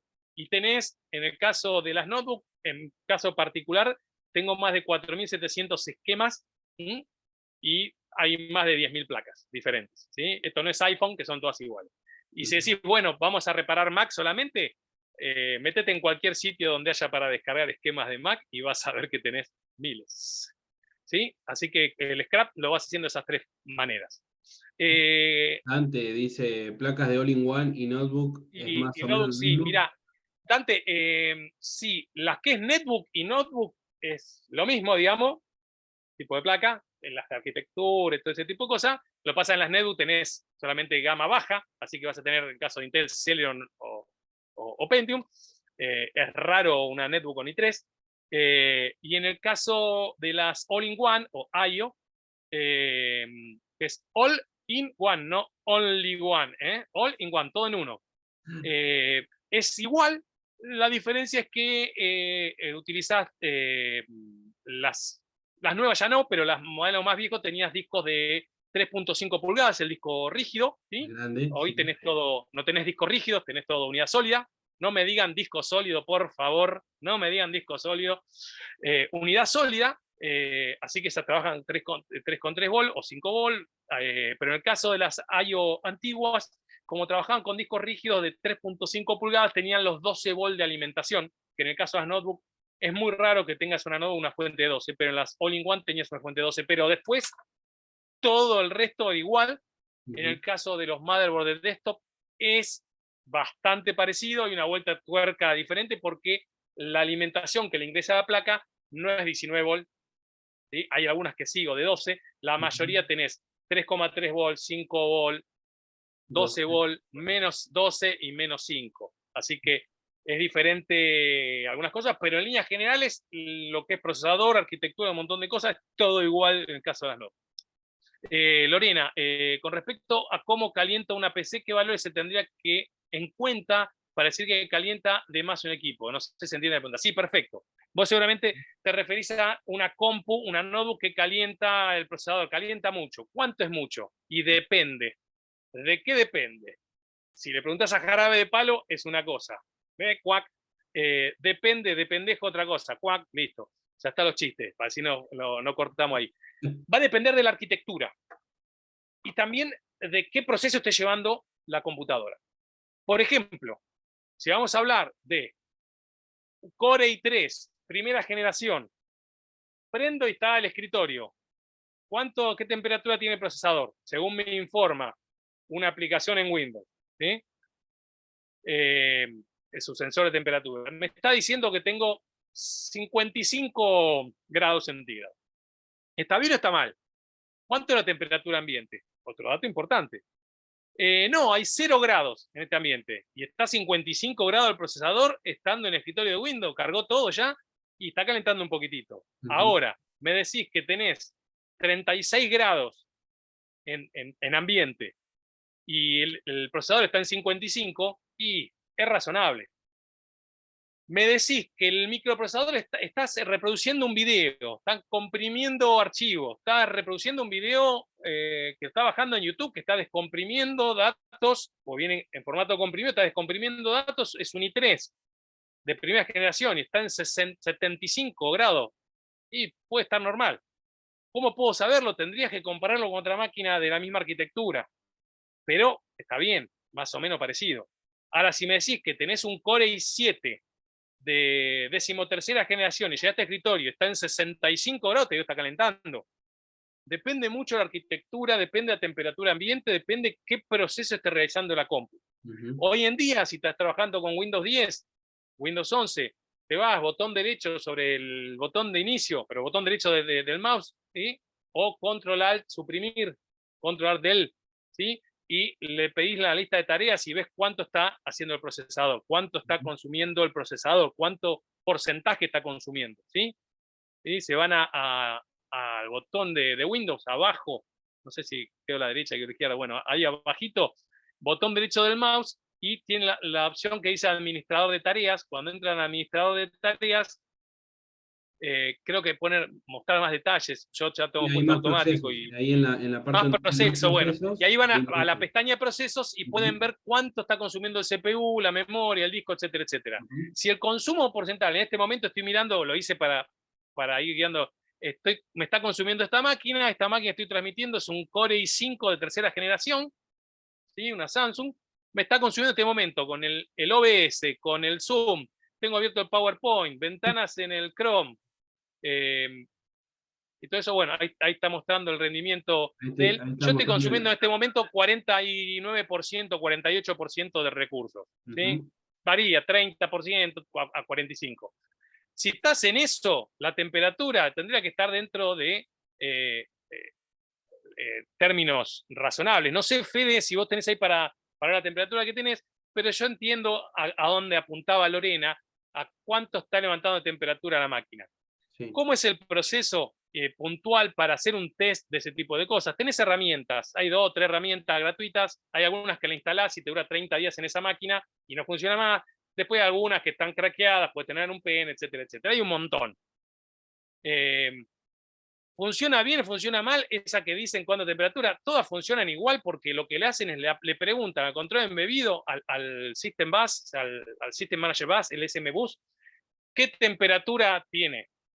Es la electrónica la que le informa la temperatura. Se produce a capa cero, ¿sí? a capa hardware, se produce esa información.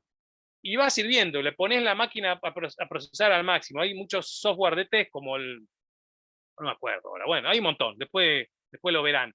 Le dicen, tiene un botoncito para que le haga trabajar la máquina al 100% y ven en esa información, como mostraba Fede, que está al 100% del procesador, la dejan 10 minutos y la máquina sigue funcionando, pero está a 75 grados, y bueno, esa máquina está calentando. Sería ideal, si la máquina no tuvo un mantenimiento, decirle al cliente que es recomendable hacerle, dependiendo del cliente, del polvo que hay, de las mascotas que tiene en la casa, etcétera, etcétera, cada 6 meses, cada 1 año, cada 2 años, hacerle un mantenimiento del equipo. ¿Qué es el mantenimiento? Bueno, la desarman la placa, ¿sí? Le sacan los 4 tornillitos, ¿sí? Y le limpian todo el circuito de refrigeración, le limpian el fan. Esto es un fan, no es un cooler esto, es un ventilador. El cooler es esto, ¿sí? Cooler es esto. A esto se le suele llamar heat pipe, ¿sí? Pipe no por pipa, pipe por tubería. Tubería caliente porque esto transmite. Esto adentro, esto es de cobre, afuera, adentro tiene un gas, como lo tiene las heladeras, es freón. Así que si esto lo dañan, lo doblan, lo quiebran o lo raspan, se abre esta tubería, no va a transmitir la temperatura bien, entonces no va a refrigerar el equipo. Todo esto es el circuito de refrigeración. Calienta el procesador, va a transmitir la temperatura. Si utiliza una cámara térmica, lo van a ver, está todo calentito. Si ustedes tocan acá, está frío, frío, y acá está caliente, caliente, esto está sonado, ¿sí? Y la turbina tiene que estar funcionando. Si el equipo está levantando temperatura, debería estar funcionando al máximo.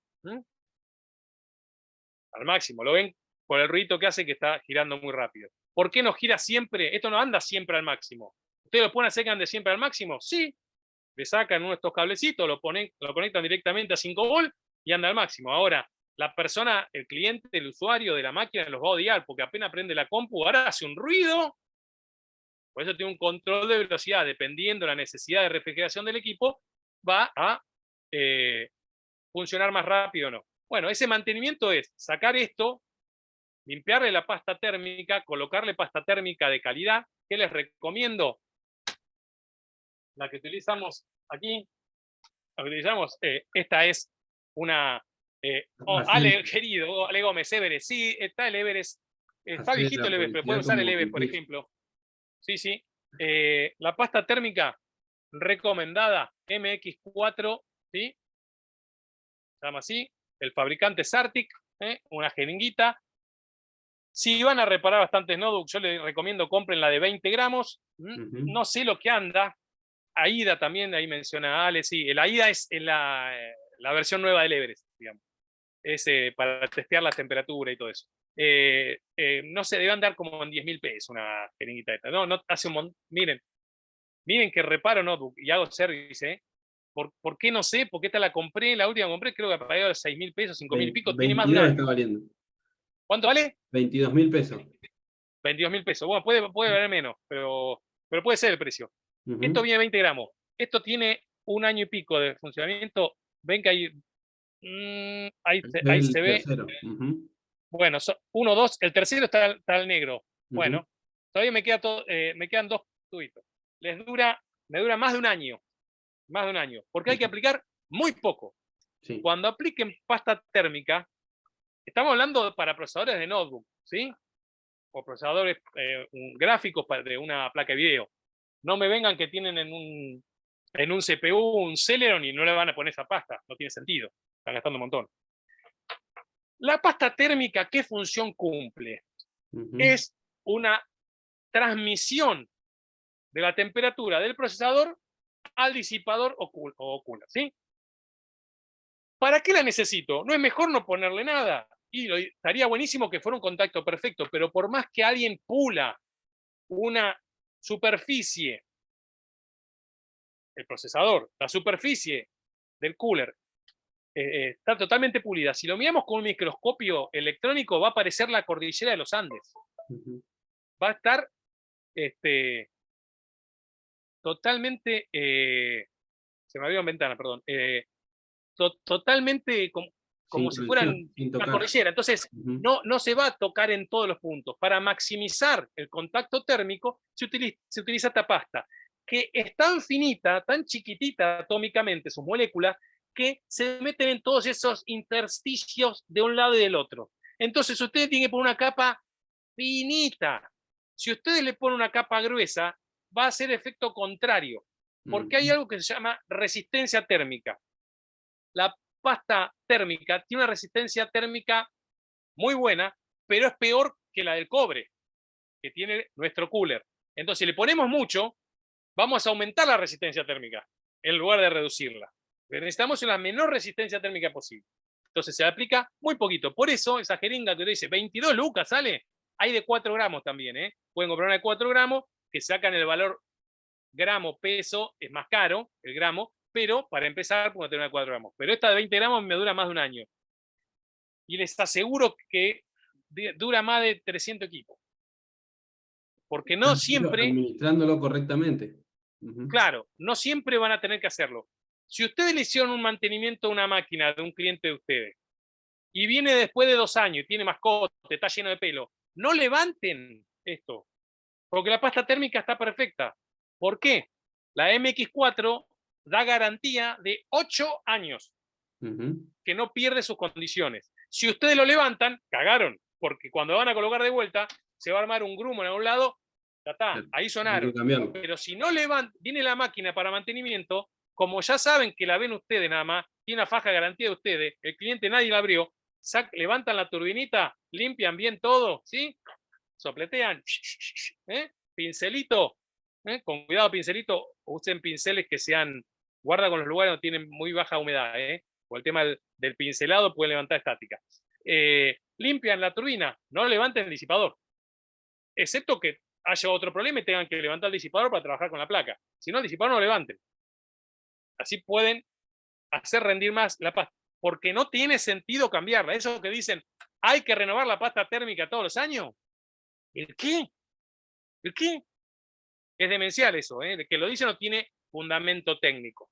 Usando una buena, digamos. Porque por ahí algunas computadoras usan la Delta, esa... No, si vos utilizás una pasta Delta vas a tener problemas porque se te va a ir en temperatura. Si vos me decís un Celeron, no va a tener problema. Si me decís que está hablando un i7, te va a llegar, no va a llegar para el mantenimiento, te va a decir, se me apaga la máquina, flaco. Ujú. Se me apaga la máquina, porque tiene resistencia térmica muy alta. Eso depende. Si va a usar un Atom, una netbook o un Atom, le pones la Delta, no pasa nada. Yo miré arriba porque estoy mirando donde tengo, mira, porque uso. ¡Ay, no! Sorba usa, la pasta térmica es malísima, esta no La enfoca, grasa bueno, no enfoca. siliconada. Ahí ¿Sí? está. No. ¿Para qué lo uso? Cuando reparo fuentes de laboratorio, cuando reparo fuentes de impresora, cuando reparo de estas fuentecitas. Con esto sobra. Le pongo MX4 mejor. ¿Para? No, No está tiene un sentido. derroche de pasta Cada de cosa va para. Es un derroche, no tiene sentido. No tiene sentido. Estoy usando mucho porque estoy reparando mucho últimamente fuentes de impresoras 3D. Uso esa para esos casos, sí, sin problema. Ujú. No hago más hace años para amplificadores de audio. Usé toda la vida, esa anda bárbaro. Ahora, para esto, no. No es recomendable. Celeron con Colgate 360 anda. GB, sí, si podés utilizar mayonesa también. Lo único que tiene poca duración, pero en tiempo. Pero anda muy bien la mayonesa como Si le, para si hacer una le- prueba. Sí, si le levantás el literal te lo digo. disipador y está caliente, echate una hamburguesita de paso. Claro. Dice, Dante, ¿hay alguna manera sencilla de comprobar si el procesador está dañado? Claro, haciéndolo funcionar. Haciéndolo funcionar. Un microprocesador es, vamos a suponer, hablemos de un i7 de 8 núcleos, 16 hilos, 13ª generación, estás hablando de 7.300 millones de transistores. 7.300 millones de transistores. Donde un transistor no funciona, en algún momento va a producir la falla, o directamente ni va a funcionar. Así que tenés que probarlo. Ahora, lo habitual es que no suelen, o funciona o no funciona. Lo habitual es eso. Pero después del caso que en algunos casos tiene problema, que caliente demasiado, sí, me ha pasado, sí. Ahora, si es hasta cuarta generación, hasta tercera seguro, en algunos casos hasta cuarta, tenés Zócalo, lo cambiás. Ahora, en adelante es soldado. Para cambiarlo tenés que hacer un revaling, o sea, tenés que sacar otro, tenés que embolillarlo, tenés que soldarlo. Los Core I, por ejemplo, a ver que me acuerde, patentes de octava, uno de los últimos que hice, 1356 esferas. Laburo delicado. No está para andar probando, ¿no? Hay que estar muy seguro que es. había quedado una pregunta, bueno, ya estamos sobre la hora, Sí, y sí, nos queríamos, refuimos. vamos a leer esta de Pablo, y le damos la oportunidad a alguno que quiera saludar o decirle algo a Sorba, puede hablar. Sí. Y bueno, vamos a ir terminando igual. Sorba dice, Pablo Lima, que había preguntado una pregunta que está bastante buena. ¿Cómo haces si cuando reemplazás un KBC hay que reprogramarlo? Tienen que, no puedo leer acá. Tienen que ver si tienen o no BIOS asociada al KBC. Una pregunta por ahí medio. Bueno, voy a. ¿Me escuchás? Sí. Sí, se escucha. Voy a romper todo un mito. Los KBC no se programan, no existe KBC programable. Ujú. Lo que él se debe querer referir seguramente es al controlador embebido. El KBC, pues yo dije, muchas veces lo llaman KBC, al controlador embebido está mal, y en algunos esquemas lo van a encontrar como KBC y está mal. KBC es la sigla que significa Keyboard Controller, ¿sí? Controlador de teclado. Es un bloque dentro del controlador embebido. El controlador embebido es muchísimo más que un KBC. Los KBC no son programables, ya vienen programados en realidad por máscara. Lo que él se refiere es a un controlador embebido. El controlador embebido es un chip de, no tengo a ver a mano, así, 128 patitas suelen tener, ¿sí? Que está, en este caso, tiene el keyboard controller. Ven que acá tengo el conector del teclado, vienen los cablecitos y algunas patas de acá son la parte que quien controla el teclado. En algunos casos son programables. En sí, todos estos son programables. Todos, absolutamente todos en las notebooks son programables. Ahora, hay dos tipos.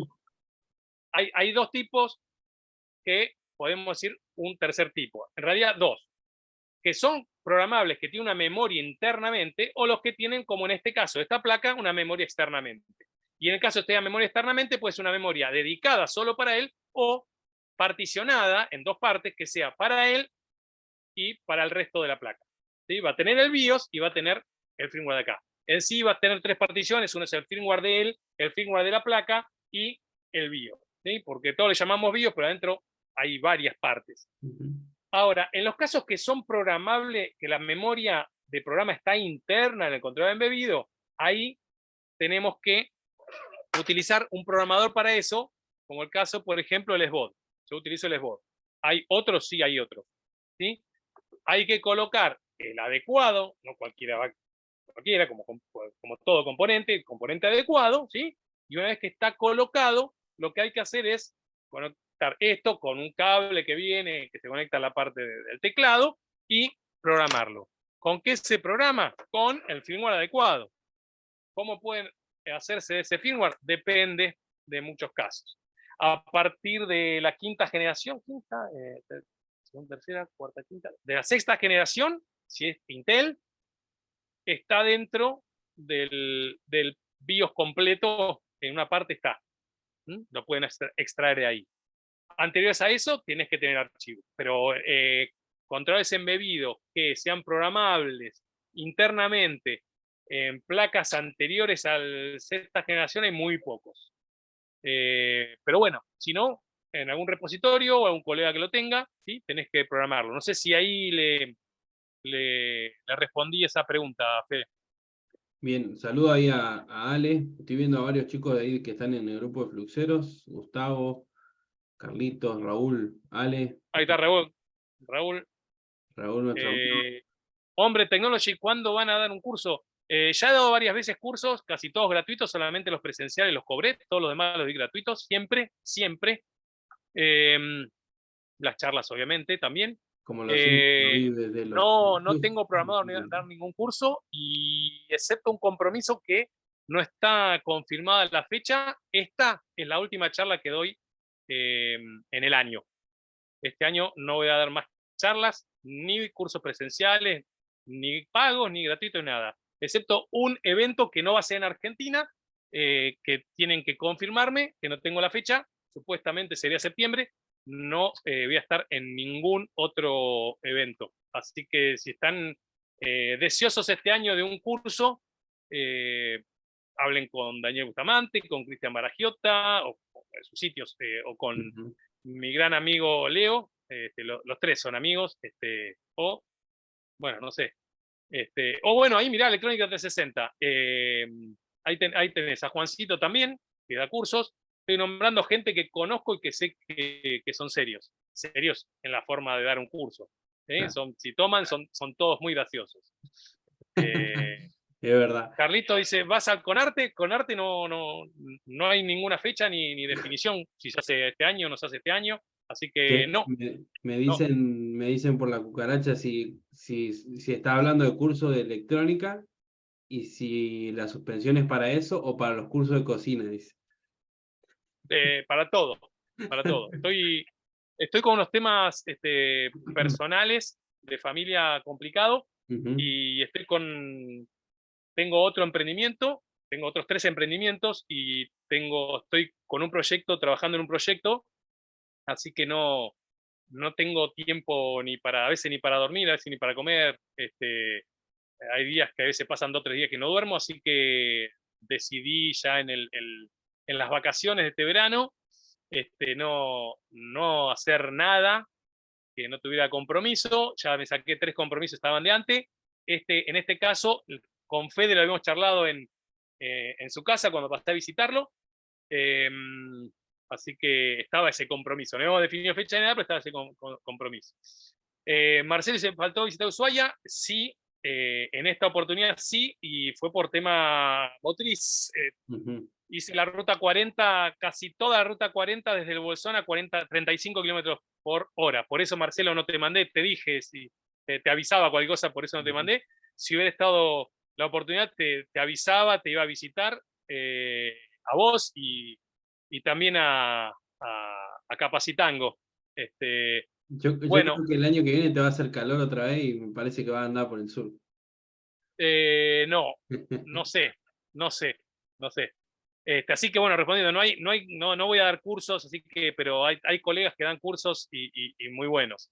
Y chicos, una cosa les digo, sean un poco autodidactas también.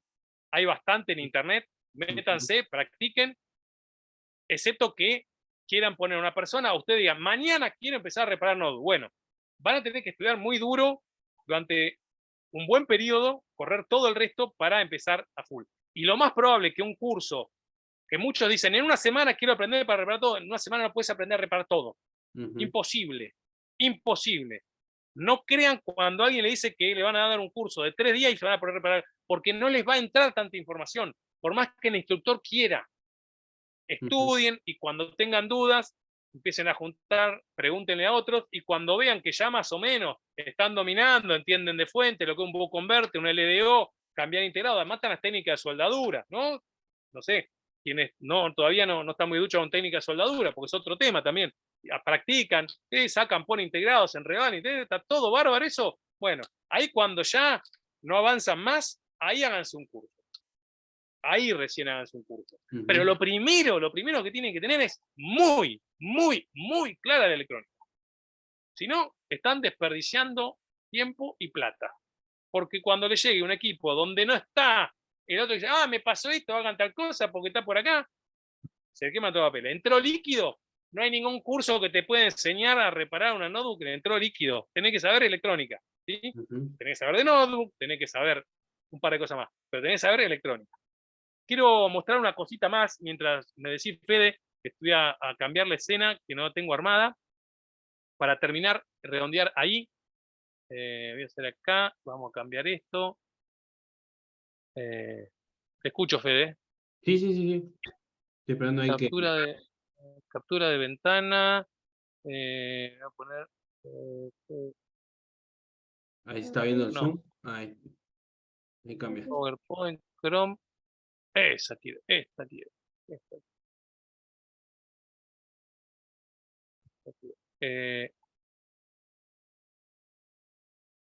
Bueno. Sorba, te quieren saludar acá porque se van a descansar, dice. No sé, ¿quién es Está acá? Gianna. Gianna querida. Se va a descansar. A dormir. Hay que ir a dormir ahora. Ahí está, Sorba, a ver. Chau, Gianna, a descansar. Saludos a tus hermanos. Gabriel dice, Sorba, soy tu fan, soy tan fan que me estoy quedando pelado. Bueno, cada uno. Ese es Gaby, Saleme, ¿no? el Gaby Cáceres, el luxero de sangres. Ahí se está viendo un PDF, ¿no? Bueno, ahí estoy viendo este PDF y esto es una compal. Vamos a ampliar acá, para que voy a sacar esto. ¿Cómo puedo sacarlo esto? Dale, salí, panel. Ahí estamos. Es una Lenovo G480 o 580. Esto tiene tercera generación. ¿Sí? EV Bridge. Esto es un diagrama en bloques de la placa. Nosotros vimos las fuentes, pero quiero terminarle con este cosito porque acá le muestra, no le muestra las fuentes, le muestra todas las conexiones digitales, o sea, todas las líneas de datos que se comunican uno con otro. Procesador, PCH, ¿sí? Control embebido, fíjense, se llama EC acá, se llama KBC, está bien hecho, está bien puesto. El bus de comunicación entre el control embebido y el PCH se llama LPC, es un estándar. Entre el PCH y el procesador es el FDI y el DMI. FDI es para la parte de video, trabaja hasta 2.7 GHz, y DMI es la línea de datos de comunicaciones. Por el bus ASALIA se comunica con el códec de audio, donde va conectado a los parlantes, al micrófono o el audio jack. El procesador se comunica con la memoria, acá tiene DDR3. Si llegara a tener, en el caso, porque hay dos tipos de placa, las que son UMA y las que son discretas, o sea, una tiene placa de video, o sea, un procesador gráfico de potencia, y la otra no, utiliza el procesador, el gráfico que está dentro del microprocesador, que no sale la conexión directa acá, se comunica con el PCH, el PCH hace la salida, el EBDS, que es el conector a la pantalla, CRT, que es el conector de VGA, o HDMI, pero puede ser el caso que la placa llevara un procesador gráfico de potencia el microprocesador se comunica con el procesador gráfico hace la salida. El PCH controla los USB, el PCH se comunica con la SPI BIOS, ¿sí? El EC es el que controla el touchpad, ¿sí? El cosito del cursor, el teclado, y además los sensores térmicos de temperatura, los controla el EC. También el PCH se va a comunicar con las LAN, o sea, con las redes, tanto sea la inalámbrica o la de conexión, ¿sí? por cable de red, y también el PCH se comunica por bus USB con la cámara, por Bluetooth, la minicard, bueno, el lector de tarjetas y los otros USB, 2.0 o el 3.0, y también es el PCH que se comunica con el disco rígido, o si le llegan a poner un SSD, o sea, una unidad sólida, y la lectora, porque en este caso tiene lectora. Esto es a nivel datos. Estas líneas son los datos. No muestra las fuentes acá, ¿sí? Las fuentes están mencionadas en este esquema por acá, y acá ya empezamos con el esquema. Pero quería mostrarle la otra parte que no vimos, toda la parte de comunicación, que se comunica entre las distintas partes, distintos componentes de la compu, que no es la parte de fuentes, ¿sí? Excelente, Eso era está muy buena esa parte para culminar. el esquema. Bien, eso sí en el esquema está, y la parte de fuentes, en el caso de esta placa estaba medio abajo, a ver si había algo más. No, este esquema no me acuerdo. Bueno, acá tenés. Este es el esquema, este es la secuencia de encendido. No voy a entrar a esto hoy, ya estamos repasados de tiempo, pero bueno, en este caso la secuencia de encendido está así. No está el esquemita de fuentes como le mostré de la otra placa, de la Acer al principio. En este caso lo único que hay es, dicen, en cierto estado CPI, en S0, S4, S5, qué fuentes tienen que estar presentes y cuáles son importantes, o sea, cuáles tienen que estar sí o sí en ese estado. Porque, como le decía, las notebooks no prenden todo de una, sino que lo van haciendo en una secuencia. Entonces, en cada estado CPI hay que asegurarse que estén esas fuentes. Todas las preguntas que quieran, así terminamos. Charlie Barsi, Chiqui Barsi, me tirás un beso. No sé, Chiqui, no sé, tendría que hablar con mi mujer. Dice Electrónica, saludos Sorba, un placer escucharte, siempre se aprende contigo. Me voy a casa, dice. Acá no aprendiste nada, sí. Juan Gregorio, un gran amigo de Perú. Acá conmigo no aprendiste nada, Juancito. Hoy seguro que no. Otras veces puede ser. Marcelo escribió en griego, avísame. Sí, nos vemos. Sí, Fede. Hablan en griego, no lo entendía que había puesto, no lo busqué tampoco. Taleme, dice. Taleme. Nos vemos. La verdad que estuvo muy bueno, muy nutritivo. Tal como lo dijo Sorba, por ahí no podemos, y también lo había leído, a ver si lo puedo leer acá, un mensaje que había puesto. Yo traté de, se me fue los tiempos, pero yo traté de meter. Sí, no, estuvo muy bueno. Para empezar a ver la placa, lo que hay que tener en cuenta. En sí, lo que tenemos que hacer es bastantes charlas de cada una de las partes. Y todavía no hablamos de la parte de los componentes, el circuito en sí de cada componente. Ni en una placa dónde está cada cosa y todo demás. Es muy, muy amplio el tema, pero si se van a poner, los que hacen teléfonos desde que empezaron hasta ahora, fue un proceso largo. No fue una charla de 40 minutos, imposible. Imposible. Dice, pero traté de meter la mayor cantidad de esto. Hombre Tenochi, gracias por todo. Igualmente, escuchame, Antonio, Sorba, dice, videos en YouTube, hay muy pocos videos, Antonio. El canal es Sorba Lab de Laboratorio. Todo junto, youtube.com/Sorba Lab, todo junto. A ver, lo voy a poner acá. Dale, Fede. Juanca dice, había escrito temprano, muy buena la capacitación para alguien que nunca abrió una notebook. Es lógico que sea mucha información para procesar y se nos ponga difícil. Mucho, sí. Pero tampoco vamos a pretender, dice, aprender en una charla de 2 horas a reparar todo, ¿no? A reparar notebooks. Imposible. Y se agradece. Luego cada uno seguirá estudiando si desea avanzar más en la temática. Así que dice felicitaciones y gracias, Juanca. Bueno, sí, es un tema muy, muy amplio. Es un equipo de electrónica de consumo muy complejo. De los que son comercialmente de uso de hogar, de los más complejos que hay. O sea, electrónica de consumo es de los más complejos que hay, por su gran cantidad de circuitos y componentes y cómo funciona y todo demás. Hoy en día cada vez se va achicando más la cantidad de componentes, con lo cual se reducen un montón de procesos para poder reparar, y es más probable que no sea reparable. Cuando está dañado el procesador, ahora está dentro todo un montón de...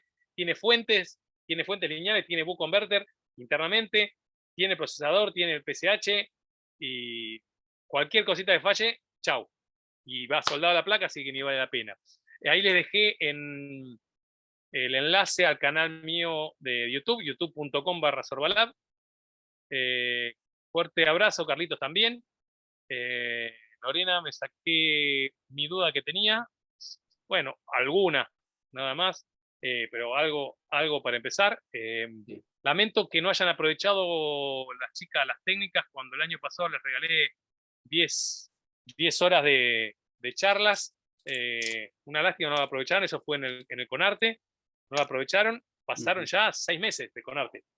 6 meses, nadie me llamó y me dijo, o me mandó un mensaje, che, mira, ¿cuándo podemos hacer?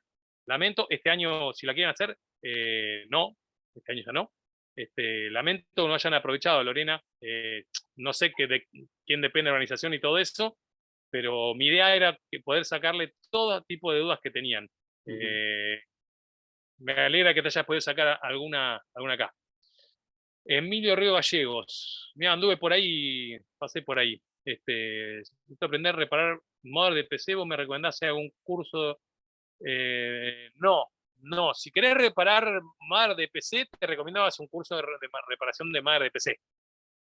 Si vas a reparar modder de PC y modder de notebook, podés hacer curso de reparación de notebook y después hacer un curso de reparación de modder de PC. Tienen cosas distintas. ¿Sí? Hay partes que comparten y partes que nada que ver. Dice, solo la primera vez que veo un directo tuyo impecable, se nota tu sabiduría y tu buena onda. Saludos de Córdoba, dice Tomás. Bueno, vamos ya Bueno. terminando, y la verdad, gracias, Sorba. Hemos charlado un montón ahora en este tiempo que has estado acá en casa. La verdad que yo no dejo de sorprenderme y de aprender de cada una de las personas con las que comparto, y la verdad que hemos aprendido mucho también de vos, de tu señora también, este tiempo que estuvieron acá, pero particularmente por este tiempo que has compartido con nosotros. Sé que estuviste complicado de salud esta semana, pero sin embargo hiciste un esfuerzo ahí para poder estar acá, algo que ya Drogas. que ya Con un poco de drogas. habíamos charlado, pero no habíamos puesto fecha. Así que la verdad que recontra agradecido. Siempre digo que esto es un mimo al alma, lo que uno puede compartir en esto que nos acercó tanto, que es la tecnología. Y la verdad que para mí un placer y un agradecimiento especial, porque esta es una comunidad que está recién empezando. Y bueno, muchas gracias a vos y a los chicos que también han estado el año pasado en las charlas. Digamos, es un mimo a aquellos que están arrancando recién. Así que la verdad, Sorba, de corazón te agradezco, y en nombre de los fluxeros también. Para mí es un placer siempre divulgar la electrónica, es mi pasión, es mi vida. Pensá que yo estoy en 3 meses cumpliendo 51 años y empecé a los 9, así que hace casi 44 años que estoy con esto, de que hice mi primer trabajo pago, o sea que yo tomo como fecha de inicio en el trabajo en sí. La primera vez que me pagaron una reparación fue el 3 de julio de 1986, así que para mí es un placer cada vez encontrar más gente que se interese por esto. Tienen todos la suerte hoy en día de tener mucha más información que cuando yo empecé. En aquel momento había que irse a una biblioteca, había que ir físicamente, había que comprar libros, la gente retaseaba la información.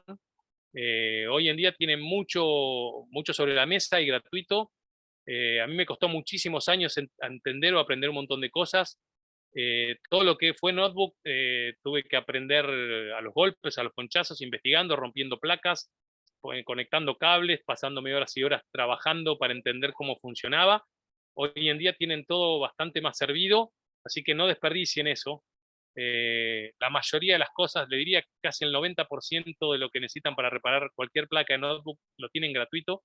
Es simplemente sentarse y aprender. Lo que pasa es que es muy difícil sentarse y aprender todos juntos, así que vayan empezando a reparar, a tomar equipos, a reparar placas. Cuando se les complica, consulten a un colega, y si se les complica a ustedes o no encuentran un colega con el cual les pueda ayudar, o no puedan pagar una charla, porque hay instructores que te cobran un canon, 20, 30, 50 dólares o más, no sé exactamente cuánto, y los llevan en el camino para reparar la placa. O sea, hacen la reparación junto a ustedes. Si no tienen esa posibilidad, búsquense a alguien que en su zona que haga reparaciones a gremio, y tercericen lo que ustedes no puedan hacer. No hagan macanas, no destruyan la placa, porque si no esa persona no le va a recibir mal los equipos, pero empiecen cambiando el jack power, viendo un corto machazo o una cosa así, algo que puedan empezar a reparar, y lo que se les va de las manos, o necesitan más conocimiento, todavía no lo tienen, contacten a esa persona que está en su zona y le remiten el equipo para que se los repare. Entonces les van a dar solución al cliente, que lo importante es que siempre tenga al cliente usted, ¿sí? No pasen al cliente, no, este es el que le repara la notebook, pero vos también reparas la notebook, ¿por qué no la tomás vos? Por más que hagan ese pasamano, por más que normalmente cuando se trabaja a gremio, yo trabajo, tengo clientes de gremio, estoy tapadísimo de trabajo, pero no estoy tomando más clientes, pero comentario, lo que hacen, les hago un precio más económico que el de público, entonces ahí se hacen unos mangos también, o se hacen un pasamano y no terminan ganando nada. Económicamente en ese momento está manteniendo la solución al cliente, darle una solución integral. Les reparan los celulares, también hago las notebooks. Bueno, ese sería el camino, y van aprendiendo un poco con la experiencia. De un día para otro es imposible tener toda la información, aprenderla, por más que hagan curso de 2 años, 3 años, porque si no la ponen en práctica, no sirve. Entonces, paso a paso, como decía Mostaza Merlo. David, bueno, un placer que hayas estado acá. David, sé que está saludando de Ecuador. Qué rico ceviche se comen ahí. El Javi Javier. Hafner, buenísimo Sorba Cracks, dice. Bueno, chicos, no sé si tienen alguna pregunta. Ya la mayoría se está yendo. Cada vez somos menos, pero díganme alguna pregunta. Habitualmente no tengo tiempo para responderle preguntas puntuales. Si tienen un problema con la notebook, lamentablemente no dispongo del tiempo, por si esto sucede, que están reparando una máquina y se encontraron con un problema. Le pregunto a Sorba. Lamentablemente estoy muy complicado de tiempos, así que envíenme un mensaje, pero lo más probable es que pasen meses hasta que se lo conteste. No es de mala gana, no es de mal humor. A veces pasa, por ejemplo, estos días me metí en Instagram, creo que desde la mitad de las vacaciones que no había entrado a Instagram, o sea que estamos hablando de más de un mes que no entraba a Instagram.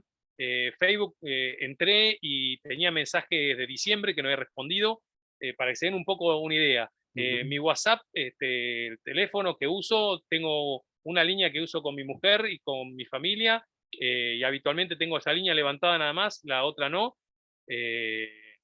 Esa la tiene mis hermanas y mi mujer nada más.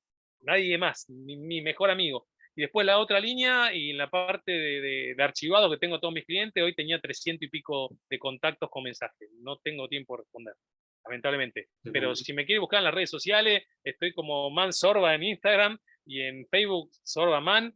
No es que soy un maestro, ni un ídolo, ni nada raro, ni un rockstar. No tengo tiempo, estoy con otras cosas y no tengo tiempo para dedicarle, por eso es que no respondo.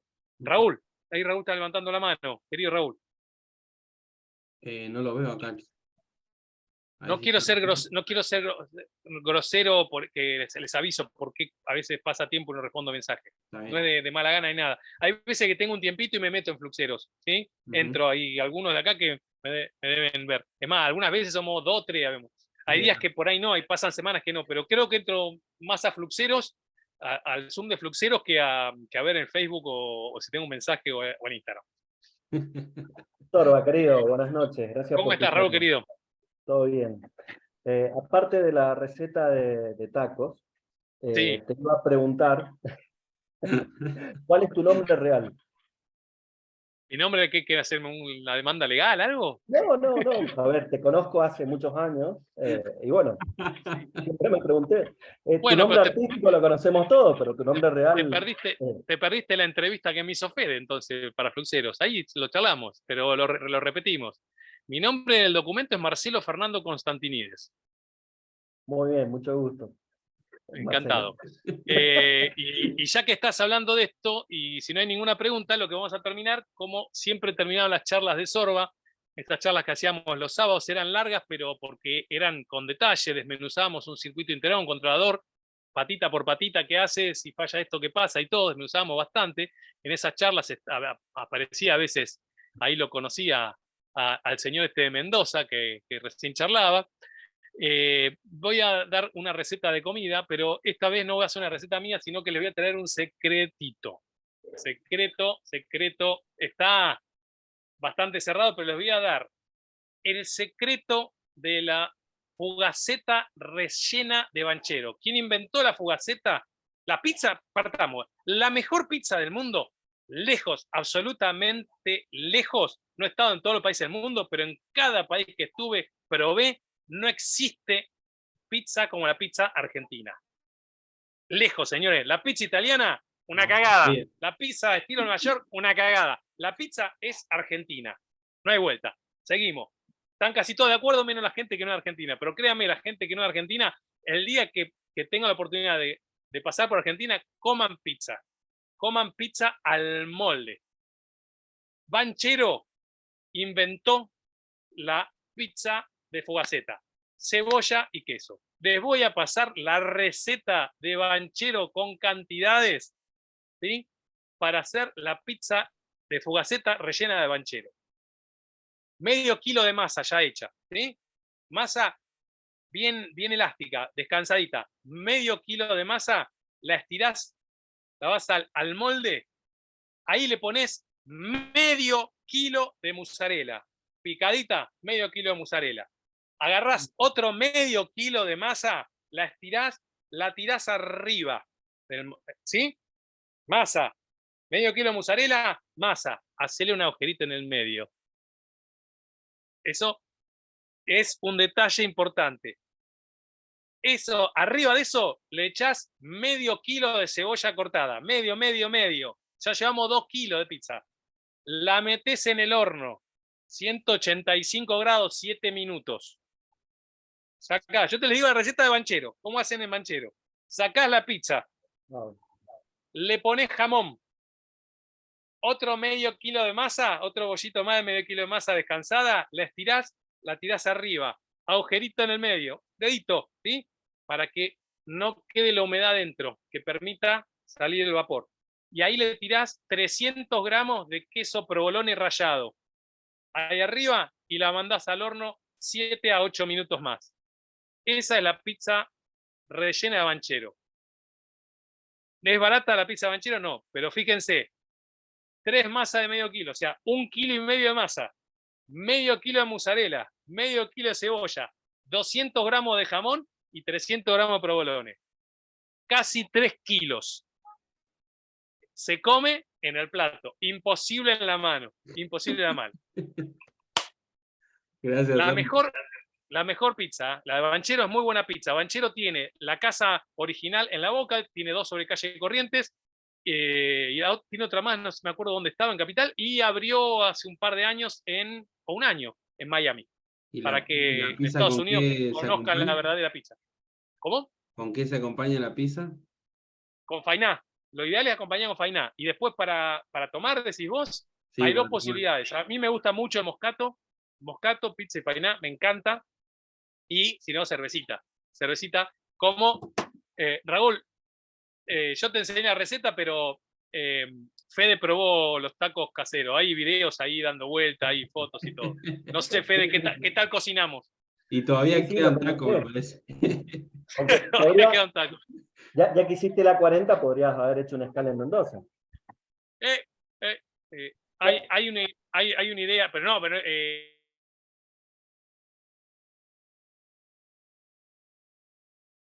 un poquito arriba de Bariloche. Ahí Claro. en Confluencia Traful arranqué esa 40, pero no era la idea, salió así, pero raro. Algún día iré a Mendoza y obvio que te voy a visitar, te aviso. Será bienvenido. Bueno, chicos, Juan Michi dice, habrá que reparar mucho más notebook para comer estas comidas. Tienen que saber cobrar los trabajos y pueden comer Es verdad, mucho. Con un es trabajo verdad. pueden comer mucho. ¿Sí? Bueno, damos ya por finalizada la sesión número 2. La verdad que nos pasamos el tiempo, pero fue algo hermoso, muy bueno. Yo quiero estar en la sesión 53 con Shakira. Cuando dijeron sesión 2 dije, puta, me llamó Bizarrap. Bien, ahora va a quedar el modelo ahí de la sesión. El 53 lo vamos a llamar a Sorba, pero que esté ahí en la esquina. Sí, si no, la 51, la 40 y pico, y te cuento como el español, te cuento al revés con los deditos 1, 2, 3, como cuentan al revés. ¿No? Bueno, Gracias, Sorba. no sé yo de esas cosas. Muchas gracias. Chicos, un placer, y es más probable que algún día nos crucemos en el Zoom de Fluxeros alguna tarde laburando, Sí, no que pierdan les el responda tiempo. una pregunta si hacen directamente. Entren, Díganme, claro, entren díganme. al Zoom. No es no es ni de creído ni de nada, es tema de falta de tiempo, que no le presto atención a las redes sociales. Es más probable que entre, y cualquier pregunta que tengan ahí, encantado. Gracias, chicos, a todos. Nos vemos. Esta fue la segunda sesión de CQE, Crece quien estudia. Así que vayan a ponerse a estudiar, hay que sentarse, hay que pasar tiempo, horas leyendo y estudiando. Hoy tenemos todo a la mano, como decía Sorba, solo hace falta un poquito un poquito mucho de dedicación. Así que gracias a todos por acompañarnos, que Dios les bendiga, nos vemos en la próxima.